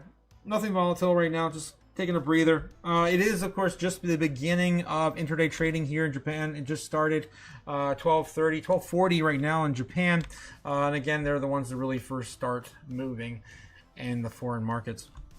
And man, I cannot get a good connection tonight either. It just keeps refreshing on my videos. We're getting a little bit more volatility to the upside. Still looking at 89.5 as the major point of resistance. We are now up to 89.4, I believe. 89.4, almost about $50 away. Also, trading view is a little slow compared to the order books. Just want to let you know, if you guys aren't familiar with that, I've noticed that because if you're not a Trading View member with a subscription, which costs, I don't know, a few $100 a year or whatever, I can't afford it, man. I'm broke. What are you, stupid?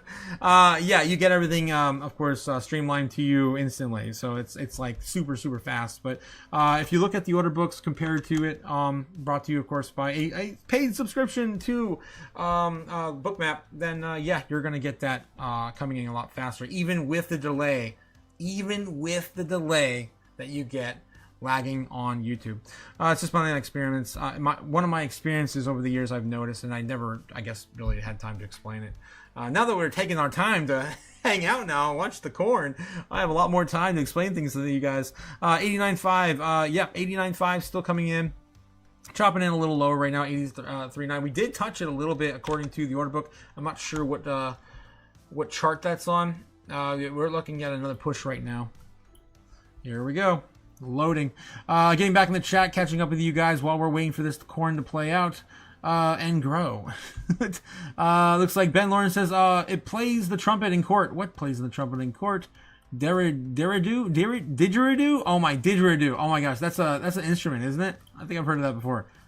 Isn't that like from Dr. Seuss or some shit? What are you, stupid? I probably am. Oh yes, time to find a new life mate, little buddy. Oh no, mad at him. Talking to, yeah, goodbye Fern, off of the chart now. It was fun while it lasted though. Funny Color says I'm at a boring financial event right now. Says Funny Color. What, are you at Davos? What are you, stupid? I don't know where you are. Where are you at, Funny Colors? Brett Farming Freedom says, no sir, I used to play the trumpet and the didgeridoo. So that's where that came from. All right. So yeah, Jake the Snake plays the trumpet in court. Yeah. Oh, hail the King of Ohio. Mitch Wallace says, I'm 100% invested in crypto with no cash. Time in the market's better than time in the markets. Yes, Mitch Wallace, 100%, my friend. 100%. I myself am in the same position as you are. my glass, my mask has just died. Oh my God, I'm blind, guys. I can't see. I'm right there with you, Mitch. Let me know in the chat how long you've been in crypto. Definitely love to hear these success stories as well. I've been in since 2020, and I can tell you that it definitely gets better with time. And I've never sold a significant amount of my holdings. I've definitely traded or took profits and then bought other assets, but I never held a significant amount of cash in general. And that goes against most people's rule. 15-20% should be held in cash if you're looking, of course, to buy the dips and opportunities in these markets. So keep that in mind as well. I do promote that because I think it's a great idea, especially for people who are learning. But if you're holding for the long run, I mean, Bitcoin at 89,000 isn't scaring me at all. When you buy in at 20 or 30 or 40 or 50 or 60 or 70K, sitting right now, maybe 70K, it might scare you. I don't know. But in long term, of course, it gets better as time goes on. You're holding the most scarce asset in the world, by the way, with Bitcoin. So there's also that too. Bitcoin now retesting 89.5. Of course, the major area I marked. We did get through 89.4, which is the first resistance, and then 89.5 respected. All right, we're wicking right now. Let's get back in here. Clip says tomorrow morning's live. It might roll right into DAVOS talk. Yes, it will, because I think they did their opening at like 8 or earlier. It made a minute earlier. We had Larry Fink, Scott Besson talking before we even woke up. So yeah, it's definitely going to start right out the gate, and then Trump's going to be out there. Was it 3 p.m.? I think it was Matt Adam said that yesterday. Or it might have been Lawrence. It might have been Lawrence too. I know you guys are on it, man. You guys are on it. Thanks again for providing us with, all the breaking news as well. We're definitely working together as a team. I love it. All right, so let me just get a confirmation on that. Trump speech at Davos tomorrow. And then I have heard from Bloomberg this morning that there's also going to be another speech he's going to be doing on Thursday as well. So we're going to have a full lineup, man. And then don't forget, Thursday, late night, we're also having the a Japan rate cut decision in Japan. I mean, so Friday morning in Japan, which is going to be around midnight our time and the afternoon, about 3 o'clock, I believe, by 10, about 2 or 3 a.m. they're going to have that decision to raise or not rates again. Last time we stayed up, it was about 3 a.m., 3:30 until we got that decision. It was the longest live stream we ever did, and we may be repeating that again this week as well. All right. So so Trump speech at Davos tomorrow. What time? And it's loading. Donald Trump's speech tomorrow at the World Economic Forum is scheduled for the 2:30 p.m. to 3:15 Central European Time. Oh, God. In EST.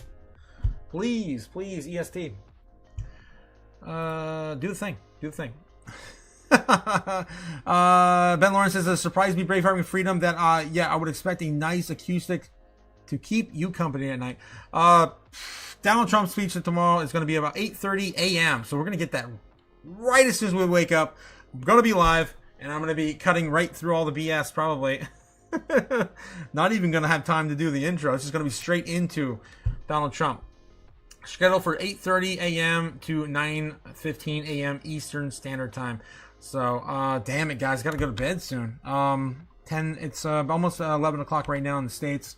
Damn it. Let's go back to the Bitcoin and see what's going on. Still a wick there, and of course coming back down, holding 89.3. Another leg up here. A little bit of a bull flag here on the 1 minute. It's again short time frame. It could be, of course, rounding that off and getting a little bit of a bull pennant. I wouldn't get excited for any of these moves yet. Like I said, anything that Trump says tomorrow could affect the markets in a big way, as per usual.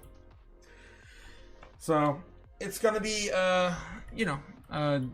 a slow night. I think it's going to be a slow night. It's just going to be grinding up as more people are taking the time to buy the dip in the foreign markets.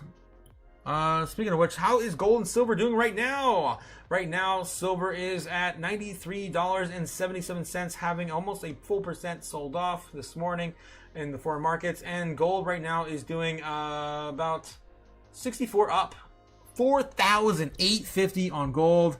Still pamping on a bull flag. Yep, still up there too. Damn. It could go either way. Come back down and see a retest, but I mean, at DAVOS right now in the overall narrative, it's probably going to go higher. I mean, it's probably going to break to the upside. Again, usually these break down or up. It's a 65% chance it's going to break out and squeeze out. Usually it's right in the middle here, not in the middle, in about 2/3 of the way to the end of this pattern. All right, that's again just my personal experience. Okay, 89.4 still holding on Bitcoin. All right, what time is it? 48. I'm gonna give it 12 minutes. We're gonna go all the way out to about 11 p.m. Eastern Standard Time. Get some sort of confirmation whether this is gonna get some legs or not. See a breakdown, then we're gonna call a price action on where Bitcoin's gonna go into tomorrow morning. And by then, of course, we gotta go. At 11 p.m. Eastern, I gotta go, man. I gotta wake up early and get on the live. We're going to do it early, guys. We're doing it live. We're going to go on there an extra hour early. Damn it. What are you, stupid? No sleep, guys. No sleep till bull run. Okay, Ben Lauren says, that surprise. Yes, okay. Hodl, tight. Mitch, I've been there. Yes, I can't wait to see Mitch. I also mentioned how long he's been in. Oh, wow, I missed this one. $2 super chat coming from Brave Army Freedom in the chat. Buy new bulbs for the mask, make them green, please. Oh no, I can't breathe. You guys are always telling me make them green. It's like every line I draw is gonna happen, right? That's what Bobbin always says. Every line I draw is gonna happen, and if I just had green lights, every day would be green. Oh my god, you guys are nuts.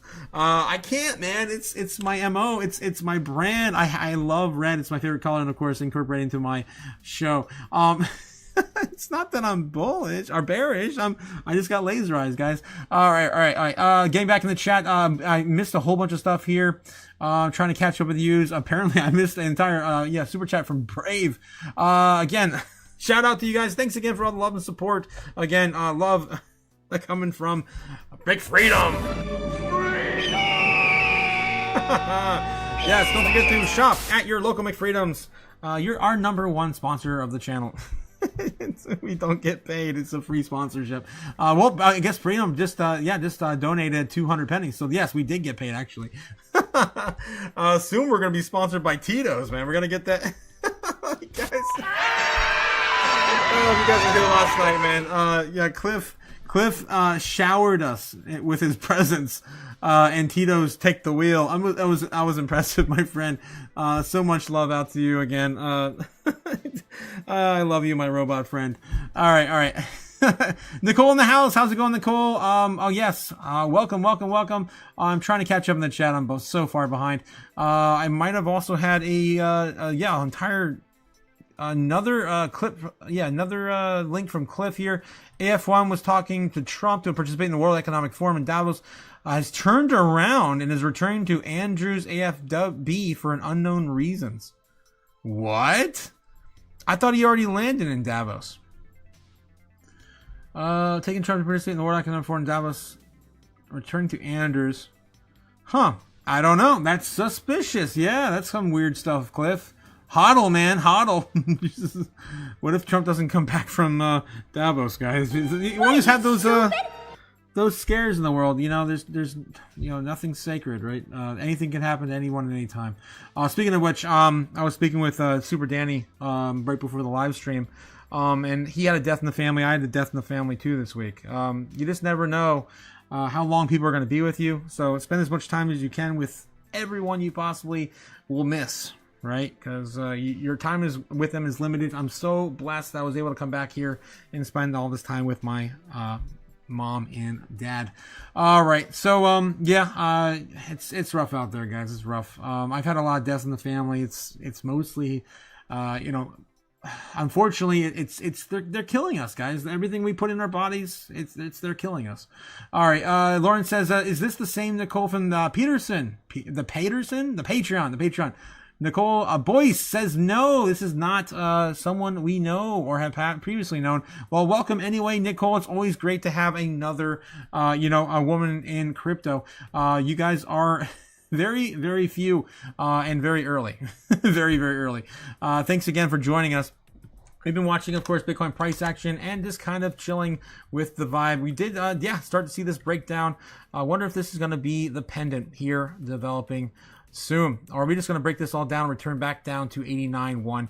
I've been waiting for this to either play out or not. Just got to get some sort of confirmation how high and how low we can go before we head out in about 7 minutes. We're going to be going in about 7 minutes, so I'm trying to catch up in the chat with you guys before doing the prediction tonight and see how we do tomorrow, because it's going to be sus, man. I don't know. It's going to be suspect if I'm going to hit this one tonight. Okay, Brave Army Film says maybe green eyes or the Patreon perk. Oh my god. I'm not even going to go there with the whole mask thing you guys keep. All right. I don't know, Strawberry. Maybe if you want to say it, I see you in the chat. You mentioned something the other day, and I was like, I don't know. Maybe. But at some point, I'm going to slip up. I already slipped up. You guys are the ones who know. The ones who did see it. No, I have appeared on the stream at the beginning of my live stream a few times without my mask. Some of you guys have seen my face. Some of you guys may know. But Strawberry was talking to me about doing like a, I don't even know how she even described it anymore. It's putting an offer in to basically a GoFundMe to remove my mask, and I was like, I don't know, I don't think so. Strawberry. Brave Army Film says she's not ready to mingle. Ben, calm yourself. Yeah, behavior, guys. We have a lady amongst us. Jeez. Don't be gooning like you do with Gigi all the time, man. She's got a whole fan club already. All right. Yeah. Oh my god. That's just how it goes, man. F it. We're live. We'll do it live. Yes, Lawrence, you got the reference too. Yeah. Bill O'Reilly. Yeah, Bill O'Reilly. Man, that was a long time ago that happened. Okay, yes, Nicole says, I've known her for a while, says Nicole. Yes, I believe that was your friend Strawberry, right? I think you talked to me about her, right? And yeah, I mentioned it when she mentioned you. I was like, you had a friend from work ask about crypto? That's usually a top signal. That's scary, man. That's scary. Get out, sell everything.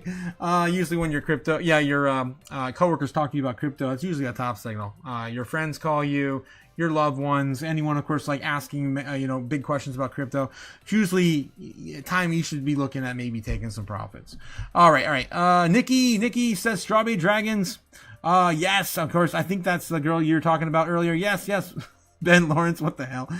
Be nice, guys. Matt Adams says, sorry to hear that, Otaku. Yes. Yeah, I mean, again, we are here in a moment in time, in the grand scheme of things, guys. Enjoy it while it lasts. And we get to, of course, explore what's beyond this life as well. Matt Adams says, yes, to Brave Evan Film says, I'm not sure it's safe for Trump and Davos, given that we're basically positioning for war with Europe. Yeah. I don't think so either. I didn't take profits, says Nebs. What? You didn't take profits? I hope you did on that play you're doing, man. That was a big run up. Braveheart McFreedom says Switzerland is relatively safe, but we are not playing nicely with Europe right now. Clip sharing another clip in the chat. Let's see what we got while we're waiting for. Okay, here we go. Breaking. After takeoff, the F01 crew, again leading up back to what Cliff just mentioned, identified a minor electrical issue. Out of the abundance of caution, AF1 is returning to the Joint Base Andrews. President and his team will board a different aircraft and then continued on to Switzerland. Or maybe it's a switcheroo and they're putting a clone on that to protect the president. I don't know, man. My brain always goes to something crazy. All right, Lawrence says, God be with Trump in Davos. Yeah, again, anything's possible. He could have already been swapped out. I don't know. We had the JFK thing. Remember, I don't know if you guys want to go down that rabbit hole. There was a similar incident with JFK before he died. The whole casket thing, how he died and everything, how it was allegedly said. I'm not going to get into the details. But yeah, there was definitely a switcheroo with planes. So yeah, I don't trust anything anymore. All right, little electrical issue. How old are those AF1 planes? Good question. IDK, Cliff. I don't know, but thanks for bringing that to our attention. As always, guys, I love that we get the updates. Mask reveal says Gamma Goddess. The mask reveal. Okay, $100,000, 100% Lawrence. Yes, says Ben Lawrence. Wait, yeah, Lawrence talking to Lawrence. We should pray for wisdom. Matt Adams saying, okay, fundraiser for our bidding. A bidding war, says Strawberry. Yeah, that's what you're talking about. Fundraiser or bidding. I'd buy that for $1, says Matt. I'd buy that for $1. Oh my god. Fun, holy hell. Yeah, holy hell. I don't know, guys. I don't know if I want to do that, but yeah, we can talk. Nicole Boy says, yeah, we work together, says Nicole. Nice. Happy to have you on board. Thanks for dropping on in. And again, yeah, we'll always welcome here. We're a safe space to definitely talk about crypto.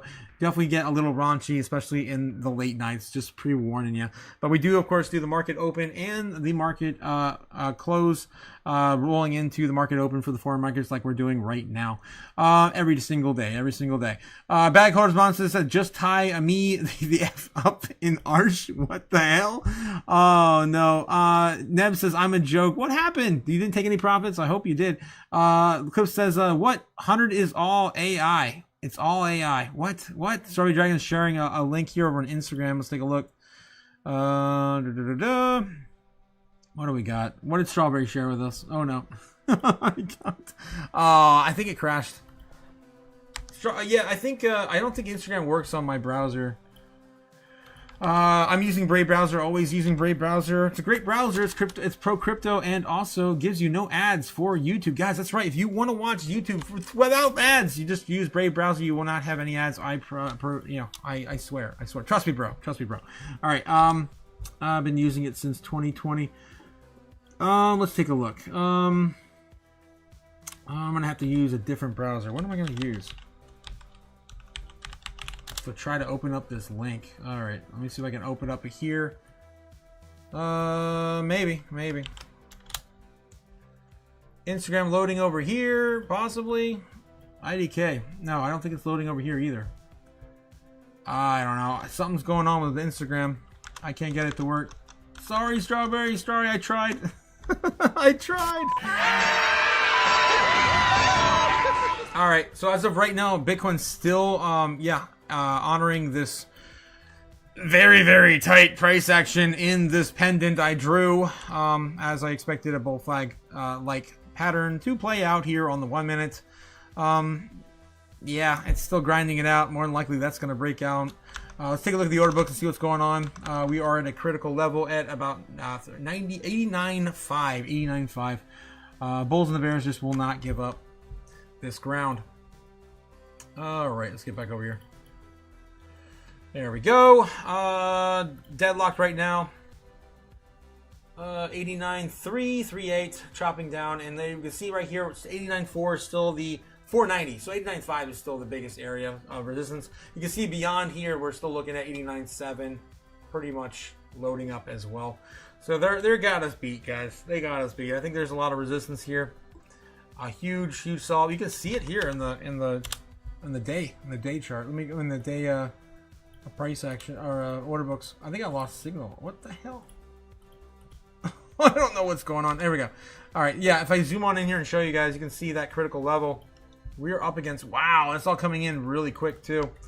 All right, let's get back here and show you the breakdown. So this is the daily chart. So we have the 21st, which we just about to enter, or we already entered in the foreign market. It's starting 21st. I don't think this is universal time. I don't know what time zone this is in. But yeah, you can see that we're already starting to build this key area. We're fighting it right now. After we lost it today. And then, yeah, this is all brand new. So if we do get through here and break out finally at the 89.5 level, right? That's where we're at right now. Then we're still going to have this to fight through right here, which is going to be about 91. I think that's 90. Yeah, 91, 92, 93. Nah, maybe a little more. 91.5. Let's look at the chart and see. That would be right here.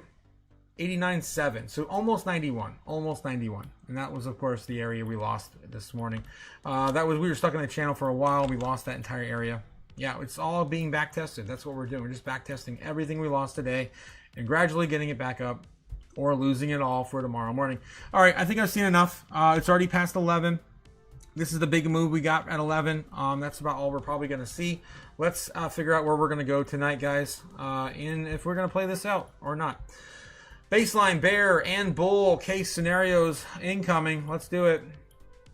Let's do it. Every night we do, of course, Bitcoin predictions for the monthly, for the market open, on the weekends we do the entire weekend, and I cannot believe how accurate we get that too. It's stupid.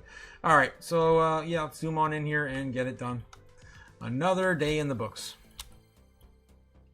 All right, first thing I like to do is, of course, put my ritual sticks in place. These are all just time zones, of course, represented by these sticks, 9, 12, 3, and 9. Only need 3 numbers, and you know where the most volatility is going to be in our space. 9, of course, being the market open, roughly on this side of the world, and the other, if you're in Eastern Standard Time, represented inversely.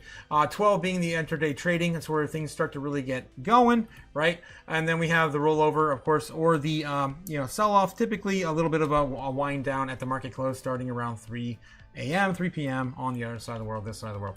All right, then of course we start over again at 9 a.m. in the States. All right, so that's of course on the board here. I do this every single night, and here we go. Here we go. So, all right, so we're going to start with price action to the upside. Hopefully right around midnight, we do see a retest around 89.7. We do start to see a little bit of chip upward. Maybe we get as high as $90,000 right around 12:30 p.m. Eastern. If we can at least get back to the top of this channel, it wouldn't be so bad. We're going to probably sell that all off right around 3 a.m. Write that down here. It's going to be right back down to 89.5. And if we can try to hold some of this into the evening, it's going to be a win in my opinion. Dwindling that down, see where we start the day. It's going to be my baseline target for tonight. I'm going to do, of course, a bull and bear as well.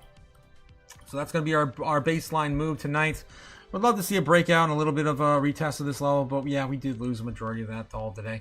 Anyway, so we're going to be our bear case scenario tonight, which is going to send us back down to the golden dip opportunity, the center of our dip. That's going to be after losing about 1230 support level, falling down gradually as we make our levels back downward, setting us back down to 87.6, which is the lowest we saw today. If we can't get back above there around 3 a.m., we're going to fall down even further. And the worst case scenario would be about that golden dip. I'm probably going to see a response from the American Open in the other direction. Again, providing we don't wake up tomorrow morning and see Trump talking smack over at Davos and bullying the rest of the world. Yeah, we'll see. We'll see how that goes. All right, so that's going to be our absolute bear case tonight. Not calling for that. I think it's too extreme in a single move. If we do see something like this, it's going to be something like sideways chop, and then we start to hear, okay, 5, 6 a.m., Trump's going to get on board. About 7, we just dump the market. And then we'll probably see that move downward towards that. Again, the bears want to get down there in that golden pocket. That is the biggest buy area they have.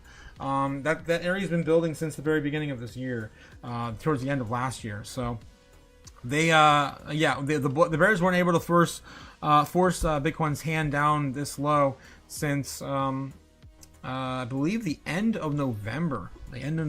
So we have not been anywhere near these levels since we started grinding out of December. I want to back test and show you real quick before I get into our bull case scenario. Here we go. That was right here. November, the area we were here about 89 was back on the 25th, 26th, right around Christmas. We were around this price action, 87K, 86, 87. We haven't seen 85 since the middle of December. So it's been a long time. We've been, of course, building that area up for the bears. And the institutions want it, and they're coming in fast. All right, to get it. At any means necessary. All right, so this is kind of my idea in general. It's starting to feel like that's what's going to play out. All right, bull case scenario. We're looking at Bitcoin chopping up here around 1230, breaking out breaking out, going back up to 91,000. If we can get one more leg up here right before 2 a.m., we could probably get this as high as 92.5, and then of course see a dwindle down and a pullback right around the market close in the foreign markets. Maybe we find a footing right around 91 and some change going into tomorrow. I'd love for that to play out. I'm just not betting on it. I'm feeling more baseline bear tonight. So more along the lines of what's in the middle right here is where I think we're going to go. But don't take my word for it, because there's also two other things I haven't put on the chart yet. That's of course our super bear and our super bull case scenario. Super bear takes us down to the final bottom. That's right, the final bottom, which we have never seen, of course, the super bear ever happen on the channel. Super bull case scenario always has played out in the past. Not always, but it has played out in the past 3 times on the channel so far. One representing 1 time each quarter last year, except for the final one. We did not get one in the 4th quarter of 2025, unfortunately. So super bull case scenario send us back up to 100K, just no time flat. Why not? Bitcoin's known for this, has done this, and eventually will do this again. Do not fade Bitcoin. It will surprise you. It will melt your face off, and you will not be expecting all the altcoins to rise when this thing goes steady after a week or so of ripping off faces. All right, so that's going to be my super bull case scenario. Again, I do not ask the universe for this. I do not demand that from the universe, because I like all my organs intact, and especially when I do Crypto Chaos magic here on the channel. We had to sacrifice something, and the best thing I like to sacrifice is these silly paper fiat things that are on my desk. That's it. That's all I'm giving up. Crypto Boss coming in with $1 super chat. Yes. He's spinning, man. He's spinning. Thank you for the 99 pennies, my friend. 99 pennies. Cliff coming in. No, that's not Cliff. That's Lauren Surf Life mentioning the Beaver Moon. Oh, hail the Beaver Moon. Julian, you should have been here for the Beaver Moon. That was, don't remind me, man. It's embarrassing, man. It was embarrassing. All right. Okay, Santa Rally was bust, got picked up, and the ice never made it. Yeah, Santa never made it, guys, to give us the Santa Rally. Technically, the Santa Rally happens up until, what, the 5th or 10th of January, so we kind of got one. Leading into this year. If we looked at, of course, the price action going to the beginning of the year. But, yeah, I mean, traditionally, it doesn't make sense if it's not around Christmas, right? But I guess, yeah, traditionally that's what it makes sense for the stock market. Right night, Professor Abdul going to bed. Oh, I missed you, man. Okay, Professor Abdul says, gonna chill with my kid and then sleepy time. Good night. Yes, you all, good night. And we're also going to be probably going to bed here in a minute as well, as per usual. Tight like a tiger, says Mitch Wallace. Yes, Mitch Wallace. Oh, yeah, I don't know if I got you. Mitch, if you're still here, let me know. How long have you been in crypto, my friend? Because I definitely feel I align with you on a lot of things. Okay. Cliff saying aircrafts. Yes, that's right. Sun been putting out some energy happens. Recommends a good bedtime. Oh, yeah. Cliff always recommends a good bedtime story. If you guys stick around long enough, you'll know. You'll know exactly what bedtime story we're talking about. All right. Julian Song says Santa Rally, yes, and then episode, yes, Beaver Moon. Oh boy, everyone episodes survive in the channels. Yes, the Beaver Moon was definitely one of those episodes. Oh God. All right, guys. Okay, here we go. So yeah, this is what I got on the board. I'm still calling for baseline bear. I think tomorrow is gonna. It's gonna be interesting. I don't know if we're gonna go down this low, but at the point now, it feels like we could definitely come back down lower. We did only just begin. We only just begun to see a real sell-off. I mean, if you look at the grand scheme of things, we haven't seen anything yet. This is just the surface. We only had about 4 days, like I said, even up in the price range. So don't expect like we're gonna be able to hold that easily. This is healthy too. Seeing this pullback is healthy. There's so many reasons to see it. We did see a bounce here on the first, of course, major level that we had any amount of large longs there, right? And the next one's even bigger at 86 and some change, 87K, I think. I think that's 87K. So again, a little more than halfway through the order books. So watch and see how many faces melt there when we need to see, a recovery that sends us back to the upside. All right, so that's what I'm looking for. I'm expecting a traditional Trump fashion, makes the address, everyone freaks out initially, then eventually we see a pump later. Depends on what his rhetoric is, depending on what his motive is, his narrative. And again, we still have more to come the rest of the week, so don't get too comfy. All right, guys, I'm going to call it. Have a great night. I'll see you all again tomorrow, bright and early. We're going to be here an hour earlier for Trump. I got to change my alarm, get that thing all scheduled, and get to bed. Have a good one, guys. I'll catch you. And, of course, it's time for bedtime. It's time for bedtime. All right, guys. Take us away, Cliff. Take us away. Oh, jeez. Audible Inc. presents Go the Fuck to Sleep. Written by Adam Mansbach. Narrated by Samuel L. Jackson. Yep. Fuck your stuff, bear. I'm not getting you shit. Close your eyes, cut the crap, sleep. I'll see you guys tomorrow. Later. Fly me to the moon. Let me trade a montage. Let me see what freedom's like without money and gold bars. In other words, hold my key. Oh! In other words, let's make history. Oh! Fill my world with more songs and let me huddle forevermore and more and more and more and more. I long for Hollywood shopping and yours. In other words, I choose you. In other words,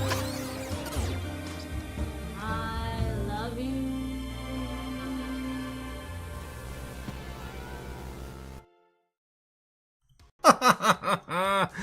We're finally watching. How's it going? We're about ready to head out, guys. Thanks again for the great show, as always. I love hanging out with you guys. Thanks again for everyone who donated. My top fans tonight, Attila the Hun, Cliff, of course. Thanks again, Cliff, for the last 2 days, man. You showered me with so much love, appreciation, and money. Oh my gosh, my friend. Thank you so much. Yes, my number one, of course, fan tonight was Attila the Hun. Number 2 is Cliff. Number 3 was Strawberry Dragons. We love you, Strawberry. Of course, our favorite flavor of dragon, and Braveheart sitting at number 4 with a close tie with Ben Lawrence. Ben Lawrence, number 5. Again, thanks again for coming out, guys, and have a great night, and get the F to sleep. Our movie. Popcorn's in the microwave. Beep. Oh, shit. God damn it. You gotta be kidding. Come on. Go the fuck back to sleep.